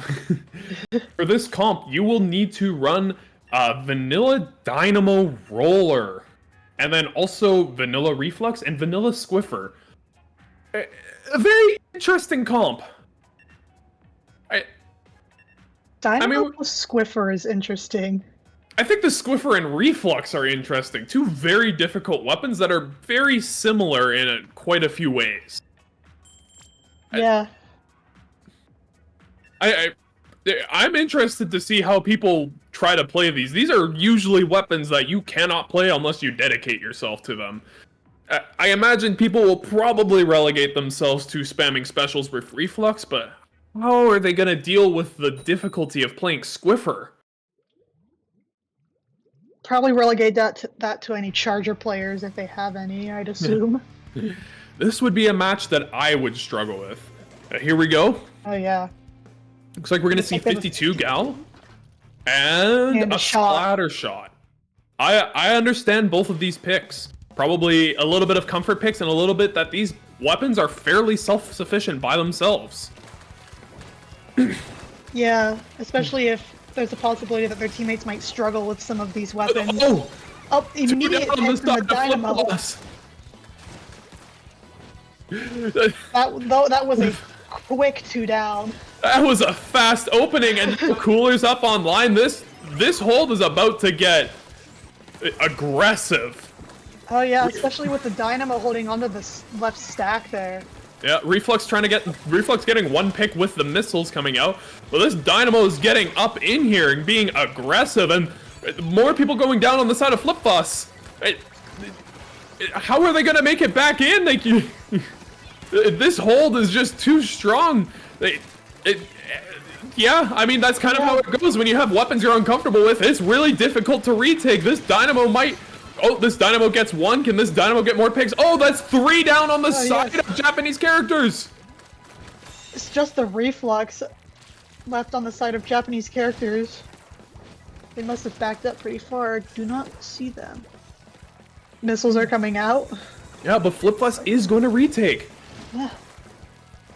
Looks like now's their time to try and lock the other Japanese characters out, although it looks like Japanese characters 3 down on the side of Flip-Floss. And a Zuka. quick Zuka takes down the Dynamo. That's no cooler for Flip-Floss. That was a fast retake. Much faster than Flip-Floss's retake. I was surprised by how quickly the zone flipped. Yeah, and it looks like Japanese characters is once again just putting on the pressure. This Gal looking like it's going to get a lot of value on the retake, trying to do what it does best, throw out a wall and take its own fights, ignore everything else, and just fight people. Yeah. Oh! Trade from the Squiffer, that was a shot. Well, we see our first Squiffer kill of the game. Oh, Dynamo goes in, gets 1, gets 2, gets 3! And that's game! That was fast. And that was very dominant on the side of Japanese characters there. Yeah. I mean, their holds were better, their retakes were faster, and their Dynamo just got a triple at the end to end the game, just to style on the other team. Can you really beat that? I guess not, especially if you're not as comfortable with those weapons that fill more niche roles, I'd say, compared to more like chargers and such. But yeah, All right, for our next map, we are going to be going to Hagglefish Tower. Now, this next comp, oh, I was getting the names mixed up. That's my bad. some people might hate it a lot. You might have thought that oh, we never got to that one. You might have thought 3 Dread Ringers was bad. Oh boy. But now, our first weapon is a custom Wellstring. Our second weapon is also a custom Wellstring. And our third weapon is a third custom Wellstring. And the fourth weapon can be whatever you want. That's a lot of hammers. It's a lot of ads. It's a lot. Or wave breaker. Yeah, it's wave breaker. I'm getting everything mixed up. That's a lot of AoE. It's a lot of tracking. It's like Deadly Dance Hall if there was exploding bullets on the ground as well. Right. I do not envy those who have to play this match. But will we see a fourth custom Wellstring on either team? I will drink water if there is. I will drink 2 sips of water if there is, and there isn't. No. We are going to see Wiper, though. I think Wiper's a smart choice. Very fast weapon, able to navigate around these custom Wellstring's bullets that they're going to be putting on the ground. Also doesn't care that much if it's tracked. Slosher going to be a little bit more difficult of a weapon to play, but it is going to be able to play under ledges that, honestly, these Wellstrings will probably find annoying. I wonder if we're going to see a Wellstring flank this game. That would be really funny if there was. But also, just to note, the bucket does have strikes, so that is a GG special. Up, hammer flanking. That's 2 down. That's 3 down. 2 down, 3 down. Wiper gets a triple, and Wiper's gonna be going in for more. Gonna be like going as deep into the base as he possibly can. It's gonna be difficult to get this guy out of here. Slosher goes down. Can he get this custom Wellstring kill? He looks like he's half. Oh. This Wiper playing very aggressively. 2 going down on Japanese characters here. Looks like they're going to have to abandon the tower at right by the second checkpoint. Yeah, the Japanese characters just gets a lot off of that. I think 42 is a really good score with how difficult it's going to be to push into 3 Wellstrings. Slosher's going to be going in, confident, thinks he can get a kill, gets 1. Are we going to see the same thing? Gets 2. Oh, traded out by a Wellstring, but it is just 1 Wellstring left. This is FutPlus's chance to get a push in. Get that 3 down. They could get that 42 as well. They just need to not die. That's what happened with Japanese characters. They extended really far and they died on their push. Trying to get... It looks like they're so close to taking the lead, and they took the lead with 41. That is a very small lead. There's a lot of high ground around that place they're trying to push into. There's a lot of places for these Wellstrings to stand, and they can all just shoot the tower with this AoE that can one-shot you at any point. It's going to be difficult to move past there. You're going to need a wipeout, some sort of miracle. Maybe Slosher can pull off that miracle if you can get far enough, but it does look like Japanese characters is going in for another push. Looks like they're really well set up. Hammer's going out here, gets 1. Oh, just barely misses getting 2. It's only the Wellstrings. But it does look like this push is probably going to pull lead. It does look like it's in the prime position to do so. Oh, and they lose it right as they were about to take the lead. They are at the player advantage, so they can afford to dive the tower. Oh, and they have another 1-point lead. The lead keeps flipping, but why 1 point at a time? Like, oh my god. Is this just going to come down to overtime and you win overtime by 1 point? Try to win by more than 1 point challenge if possible. We're going back to this neutral game, shooting a lot of shots, and oh, do we have a Wellstring flanking on the right side? It does look like we do. A little Wellstring battle on the flank. Nope, it looks like that flank might have gotten pushed back a little bit. It's still on the flank though. Very difficult to flank with the weapon. The weapon's very slow unless you stack a lot of swim speed on it, which I imagine these players probably aren't doing. Yeah, that would be super surprising. Hammer. The Viper has a hammer. Japanese characters might be Probably going for gonna another pop it. push. And they No. go down. Still in a neutral game. Nobody's really getting past mid. And you know what? Japanese characters at this point is perfectly happy for nobody to go past mid.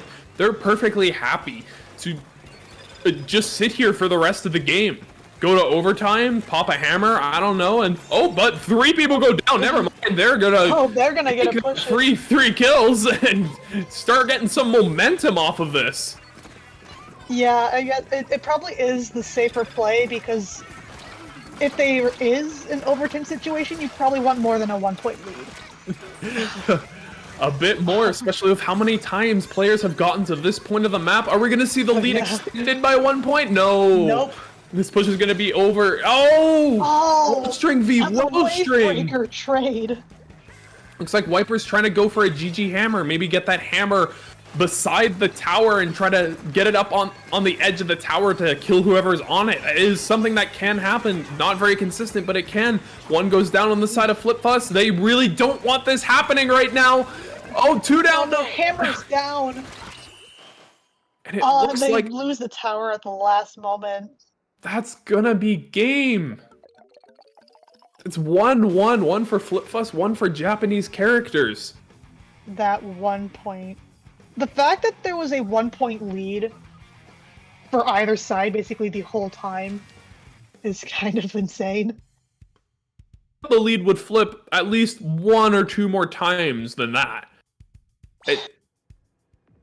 But it was... it would be like a 1-point lead and then it would flip to another 1-point lead. Yeah. Yeah. That's sometimes how tower control goes. There's just some points of the map that are just so difficult to get past, especially when you have 3 well strings that don't keep moving. Yeah, especially since when you have all those wellstring bullets just hitting the tower, I can imagine it would be really hard to, keep yourself on it for an extended period at that point. Anyways, next map, we are going to Inkblot Art Academy with Rainmaker. Not really a map mode you see a lot in competitive, and we might see why during this game. Who knows? And who knows, maybe these players haven't played on Inkblot Rainmaker much recently, and so they don't know why this map is really never seen. The restrictions for this is that you must run 2 Bloblobbers and a third weapon must have Inkstorm. It is a 3v3 match. That's a lot of object damage on the Rainmaker shield. Who would have known that it would rain during Rainmaker? You know what? I didn't actually get that pun when I saw this comp. Maybe that's why it's 2 Bloblobbers and a rain. There's always gonna be rain being made. By both teams. Whether it's from bubbles being shot out of basically a bathtub or the literal rain special. I mean, the Bloblobber has the rain special as well. Yeah. Also has Sprinkler to get it quicker. It can get it pretty quickly with 200 points for its special on high pain output. Yeah, so I would imagine there would be a lot of conflicting rains, and especially given that something I kind of forget about sometimes is that rain can actually heal. That might make some fights and pushes interesting as well. I haven't seen rain healing be much of an advantage yet, but who knows, maybe today is the first day that I'll see that happen. I mean, maybe. It's something I kind of forget about, if I'm honest, but yeah. First, we're going to see a Nautilus. Nautilus. That's fair. Very strong mid-range fighting weapon and Jet a custom Jet Squelcher. I see some main saver charge up on these weapons to try to get as much rain out as possible. Yeah. I imagine that pop being contested could have gone for a lot longer. Oh! Oh, that's one down on each side. One blobber down on each side. We're gonna see. Looks like Blobber are getting really aggressive on this right side from the side of Flipfuss. Really trying to look These for a two pick. Blobbers they were fighting each other for a while. Yeah, they're kind of juking it out like there's some sort of protagonist just dodging behind cover as one pops out and then shoot a shot and dodge behind cover. It looks like, oh no! Oh. Just about to say that Japanese characters looks like they're in a good spot to get this Rainmaker Just checkpoint. missed the checkpoint. Although the Rainmaker is on the checkpoint. But it's not on it quite enough. Another On it, but blob it's flank. not on it. This might be the opportunity to get the rain on. No, it resets. You gotta get Well, one there of is these some blob. rain. Yeah. Double You gotta- rain. You gotta get one of these bloblubbers under the left. Just under that ledge is gonna be so good for you getting that. Just getting the Rainmaker to the first checkpoint. If you can set up a blob there, you're probably gonna get onto plat. Looks like Bloblobber wants to get a little bit aggressive again, get a little close. It doesn't quite work. Blob's trading out. It looks like there's two down on Japanese characters. That's going to be a checkpoint for Flipfuss. First checkpoint of the game. It looks like Flipfuss is not slowing down at all. That's another one. That's a double wipeout. Double wipeout. Only when you have Blob on the map can you have Oh a double my wipeout. No other way to have a double wipeout. Those blobs just move so slow that it's the only way you can do that. Yeah, plus the bouncing off walls as well. I don't imagine anybody's gonna be getting this Rainmaker, but then again, this Jet Squelch is alive, probably gonna not quite. No, it a little bit resets. too slow. Yeah. But this Although it Jet, looks like they do get a wipeout on Japanese characters, not a double wipeout this time. They're actually able to push the Rainmaker. would have been nice if that Jet would have survived though. Would have been huge for the push, being able to take a lot of space very quickly. Unfortunately, it was traded out. And this push gets stopped very quickly. Japanese characters doesn't even have the first checkpoint yet. They still haven't gotten it. They've gotten 1 point away, but they just can't get there. They can't get their left side. There's always blobs raining down their blob and their rain and everything on that One checkpoint. blob went down. Looks like the other one's not going down. They got stuck in rain. Yeah. If Flipfuss is perfectly happy to stall out the Rainmaker when they're defending, and perfectly happy to dive in and get aggressive when they're pushing, this is why they're winning. This is why they have their lead. They're fast to move forwards, and they're patient on their holds. And that's 2 down. Yes. Flipfuss might get another lead here, but unfortunately the Rainmaker that's a going down wipeout. to the knot. They might be able to get this Rainmaker once again. Honestly, at this point, I would opt for stalling for the rest of the game. It does look like Flipfuss really doesn't like the idea of stalling though, continuing to be on this left stack rather than, I don't know, in the bottom left where it's really difficult to get the Rainmaker out of. But that's a wipeout. Oh, was that a wipeout or did I see incorrectly? I don't think that was a wipeout. I mean, I probably didn't see it correctly either. I probably saw incorrectly, but wait. Could this be the time? Could Japanese characters Are they going to finally get the make it? checkpoint? They just need like 1 or 2 picks. Blob drops. That's a perfect pick for Rainmaker. That's 1 down. It's the blob. Get aggressive. That's 2 down. another. That's 2 down. That's perfect time to get They checkpoint. got the Finally, Rainmaker, but and they got a wipeout. Like, they got wiped out. More like. That's. Oh. I misspoke. What? Wait, was I wrong? I Because don't. there's a I couldn't blob tell- behind blob. I couldn't tell who the wipeout was again. It might have been. I don't know. Maybe it was I don't another know, double wipeout. I think I'm just getting disoriented from how back and forth this is getting. And it looks like, oh, yeah. Flipfuss opting to stall. There it is. This is why this map is not often seen. Because This you can just spot- stall in that pit. This spot is incredibly strong and has no penalty for putting the Rainmaker here. Not Yeah, might it be looks their like only one not- hope. Just missed Oh. it. That's gonna be 2-1 for Flipfuss. This is a close 3rd place match, much closer than the grands we saw. Oh yeah. Well, Grants was very dominant in favor of colon 3. This set is definitely a lot closer by comparison. For match number 4, we're going to be going back to a familiar map mode that we've seen before. Robo Ramen Splat Zones. And on this map, it's a bit of an interesting comp. There's a little symbol there that you probably haven't seen before for the comp. You have to run the custom GooTuber, also known as the Goobler, the custom Jet Squelcher, the custom Splattershot Jr., and the fourth weapon has to be any custom brand weapon. That is what that symbol means there. That is the custom brand logo. Basically, only custom weapons. Honestly, I see the Goobler here. I'm happy. Goober tuber. The Goober Tuber. Yeah. That's what I call it. But I mean, I could see a bunch of funny names for the GooTuber.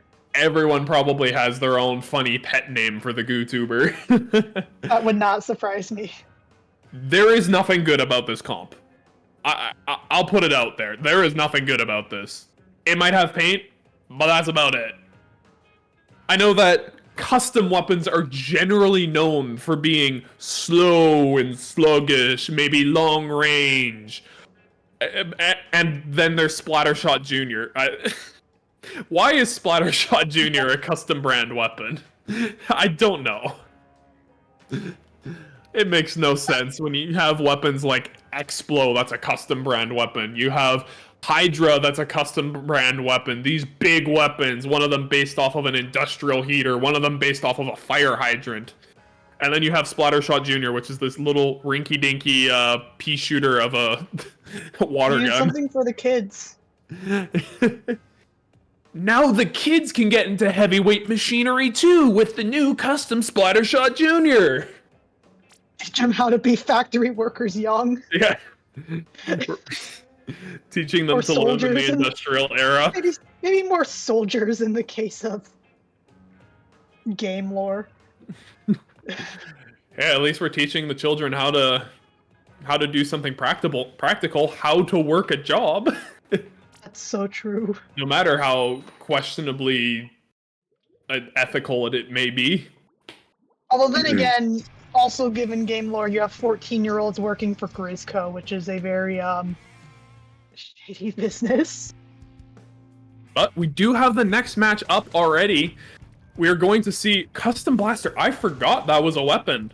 Custom Blaster and Custom Custom Range Blaster. Both of those weapons, very good on this map. And especially with how much paint you already had with the preset comp, makes complete sense to me.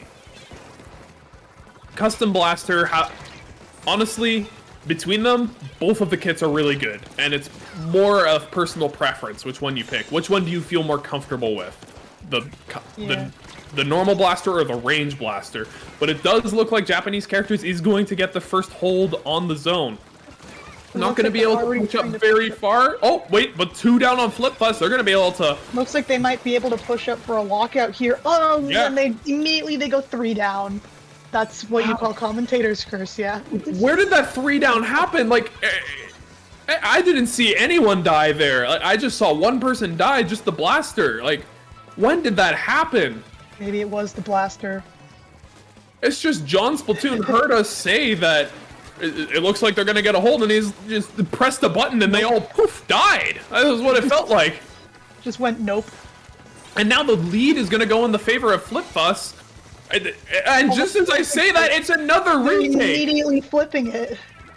Where is the rest of Flip Fuss? Did they all die when I blinked? Like, they're all just backed up. Maybe. Looks like there's a Kraken going into Japanese Characters' base. I'm not sure if they're aware of it, or maybe... Are they aware of it? No, well, they're aware of it now. They are definitely aware of it now, yeah. Honestly, very important that Blaster was back there, because that actually allowed them to get back onto the zone. Instead that is true. Instead of Japanese characters stacking up in their choke area that's really strong to hold in, they actually went back to the zone, which allowed FlipFuss to take their choke and actually retake. Yeah, now they have a chance to get the lockout here. Ooh, and that Goobler kill! There it is. Oh, But... and the remaining 3 all being marked with the hammer coming out. Oh no, the hammer Oh, gets the hammer 2! getting the double. And the hammer gets 3! No! No. But this Goobler is going crazy! Who can stop the Goobler? Probably the other Goobler. Only a Goobler can stop a Goobler!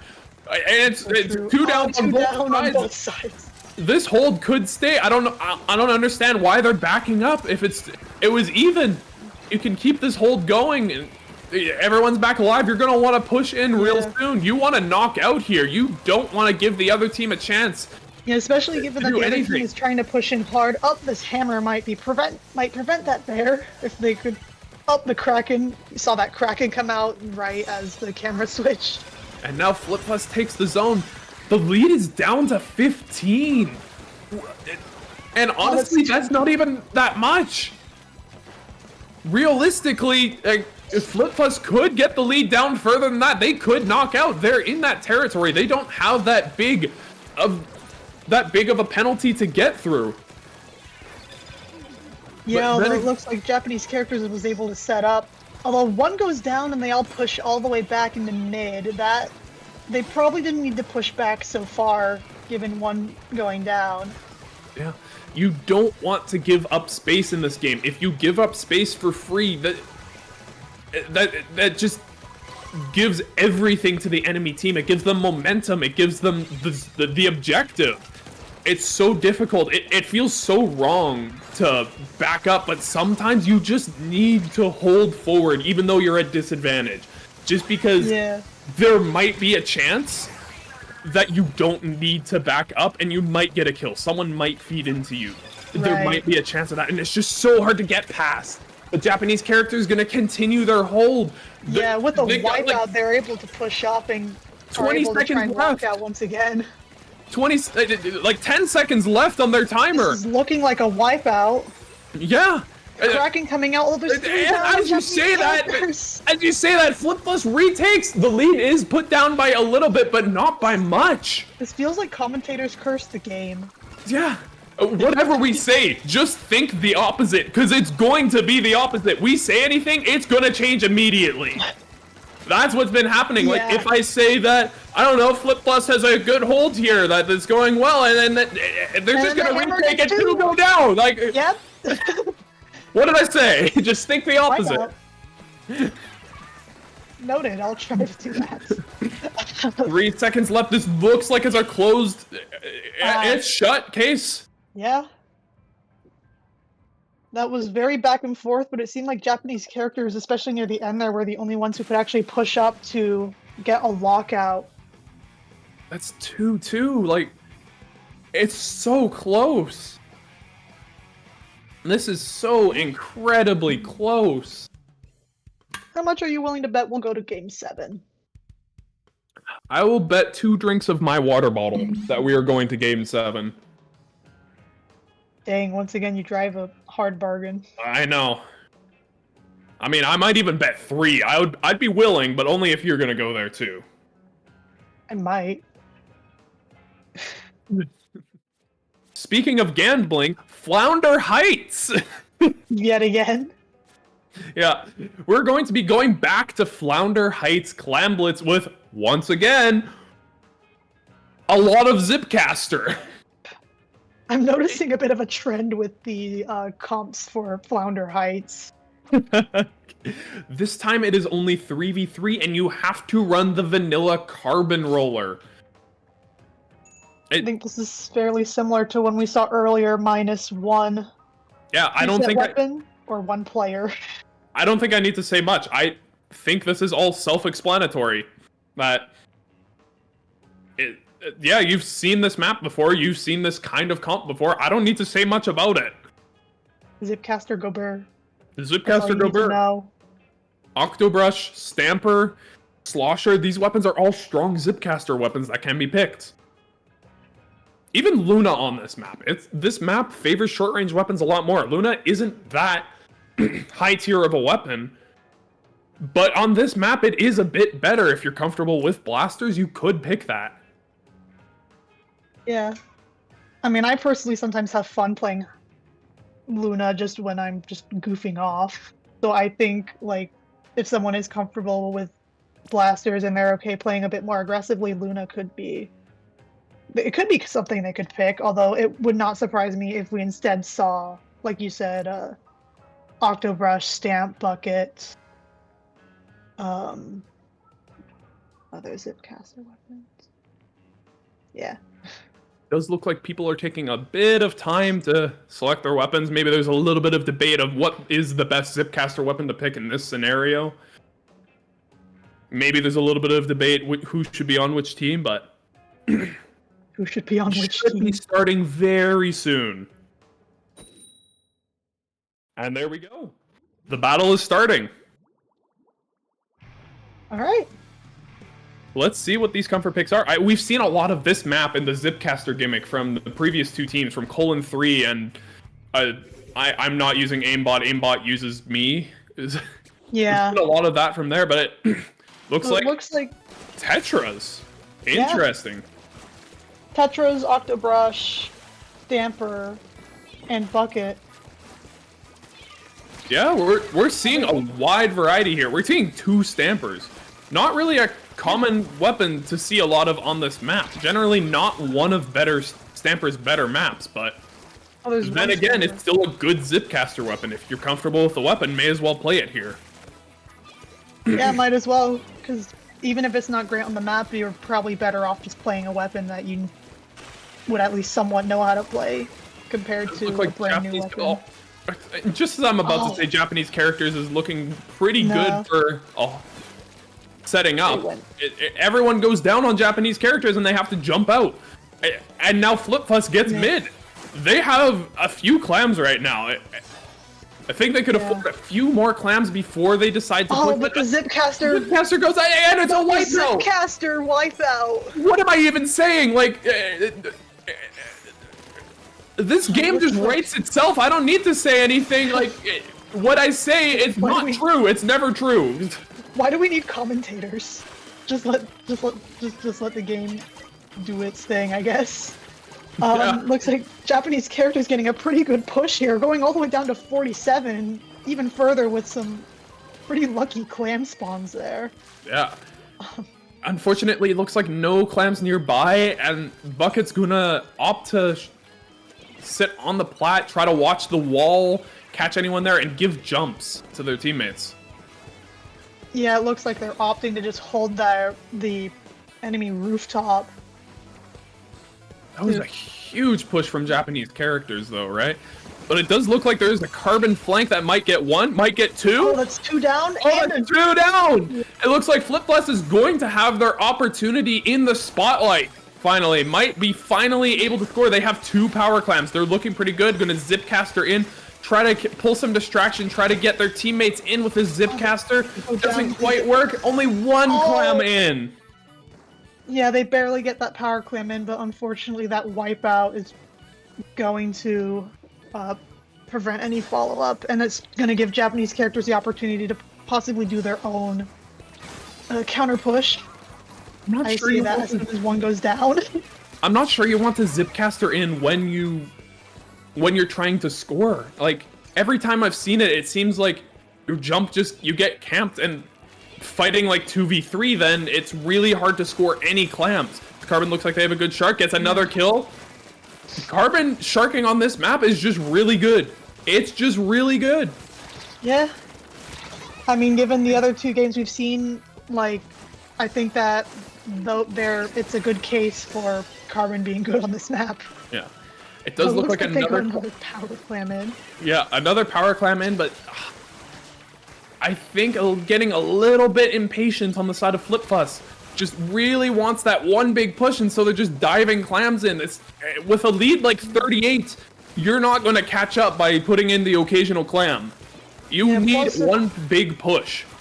Plus, if anything, it might make it harder on them because if anything, they're probably giving the other team free power clams. Oh, it looks like one down either side. Two down on the side of Oh, Japanese Flip characters. Plus have the opportunity. Do they have the opportunity to push in this last minute of the game? They'll probably have to make something happen soon, especially given that one push that Japanese It does- characters got. It does look like Flip Plus does have a lot of. Oh, that's a wipeout. Man, there's a lot of clams on the side of Japanese characters. I would be a bit scared if I were Flip Fuss. Oh yeah. That's a Especially now lot that of they're clams. pushing again. Fortunately, they're able to get those key picks to make sure those clams don't get in. The lead only gets pushed by 1 point, Yeah. which isn't a lot, but could win them the game if Flip Fuss gets a huge push that gets down to 38. Yeah, Flip Plus is only gonna have one chance to beat that lead there. Yeah, but Japanese characters refuses to leave. This brush is still here in their court area, like, just refusing to leave this area of the map. It's almost like this brush is sitting here to try to get a jump into to make sure overtime never happens. Unfortunately, dying, and it's just the slosher left. This slosher needs to make some work happen. Oh! Is that a line marker combo? Not the marker combo.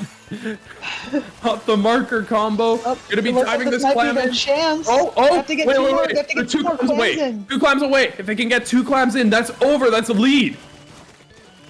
Oh, they're This running out carbon of needs to go time. now. Oh, Looks like no! they're getting picked It's a up. tie game. It's tied, and because of how ties work, that the game's going to go to Japanese characters.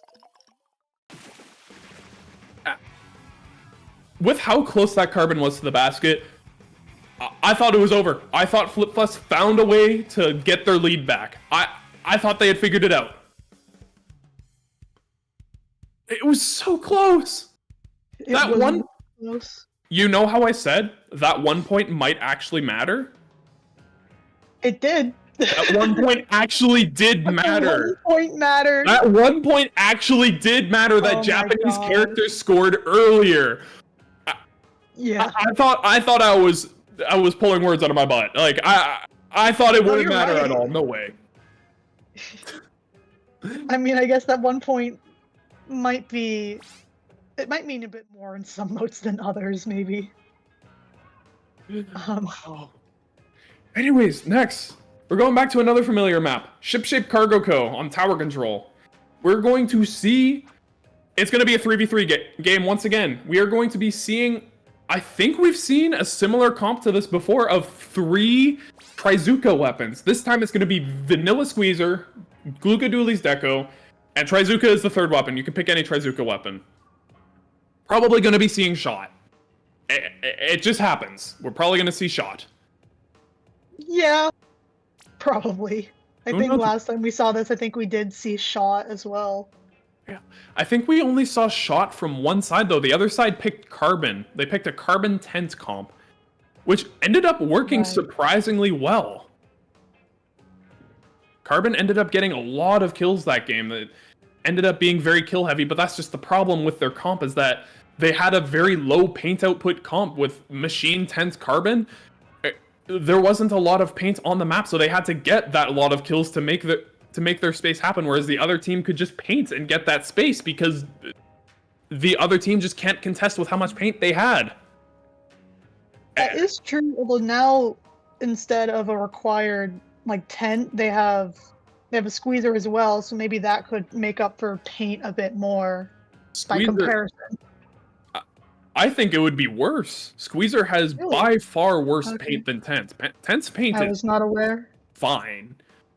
I think I see. Squeezer, as far as I'm aware, Squeezer is the worst painting weapon in the game. And so I did that not know problem that. could still be prevalent here. You I still, was not aware of that. That's my bad. it's been nerfed many times to have worse paint, and many times to have worse ink efficiency, so Yeah. yeah. It changes a lot. I imagine in Splatoon 2 it probably had better paint.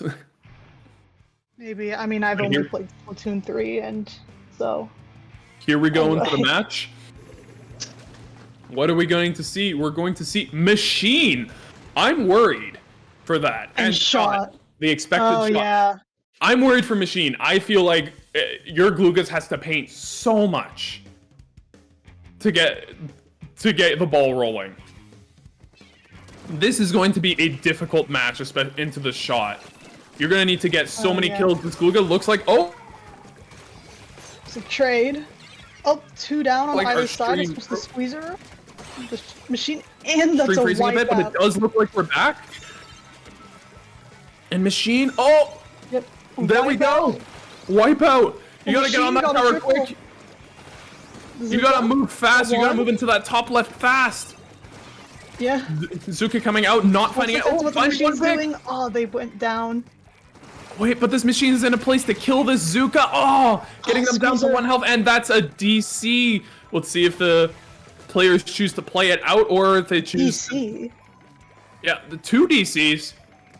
Looks like we're I think having a it's only. problem. I think it's only a 3v3. Oh, well, my bad. You're good. I've been making so many mistakes.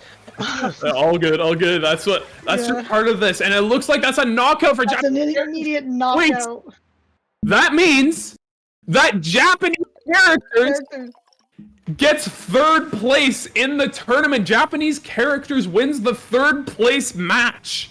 Dang, that's another Congratulations! 3 sips of water. With how back and forth these matches have been, I thought that we had like a few more matches left. I've completely forgot that this was match point.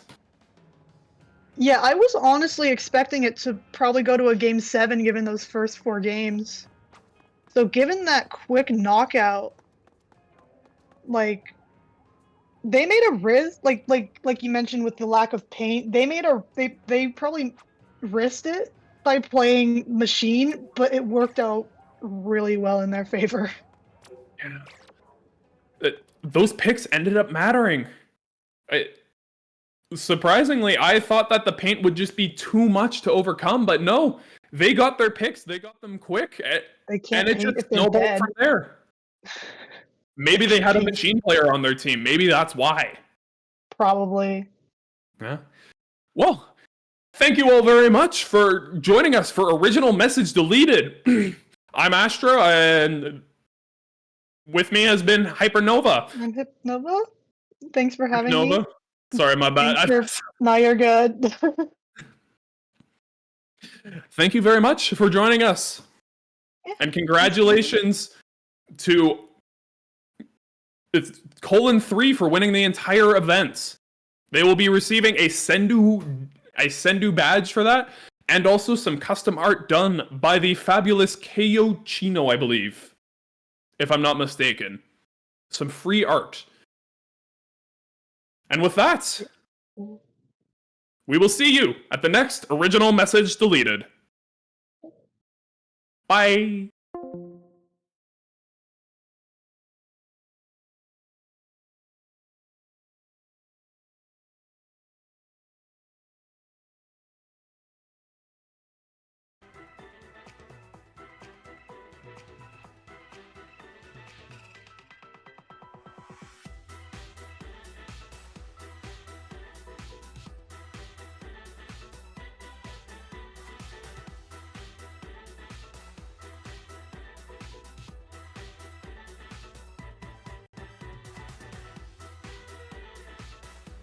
So you're vaping again, right?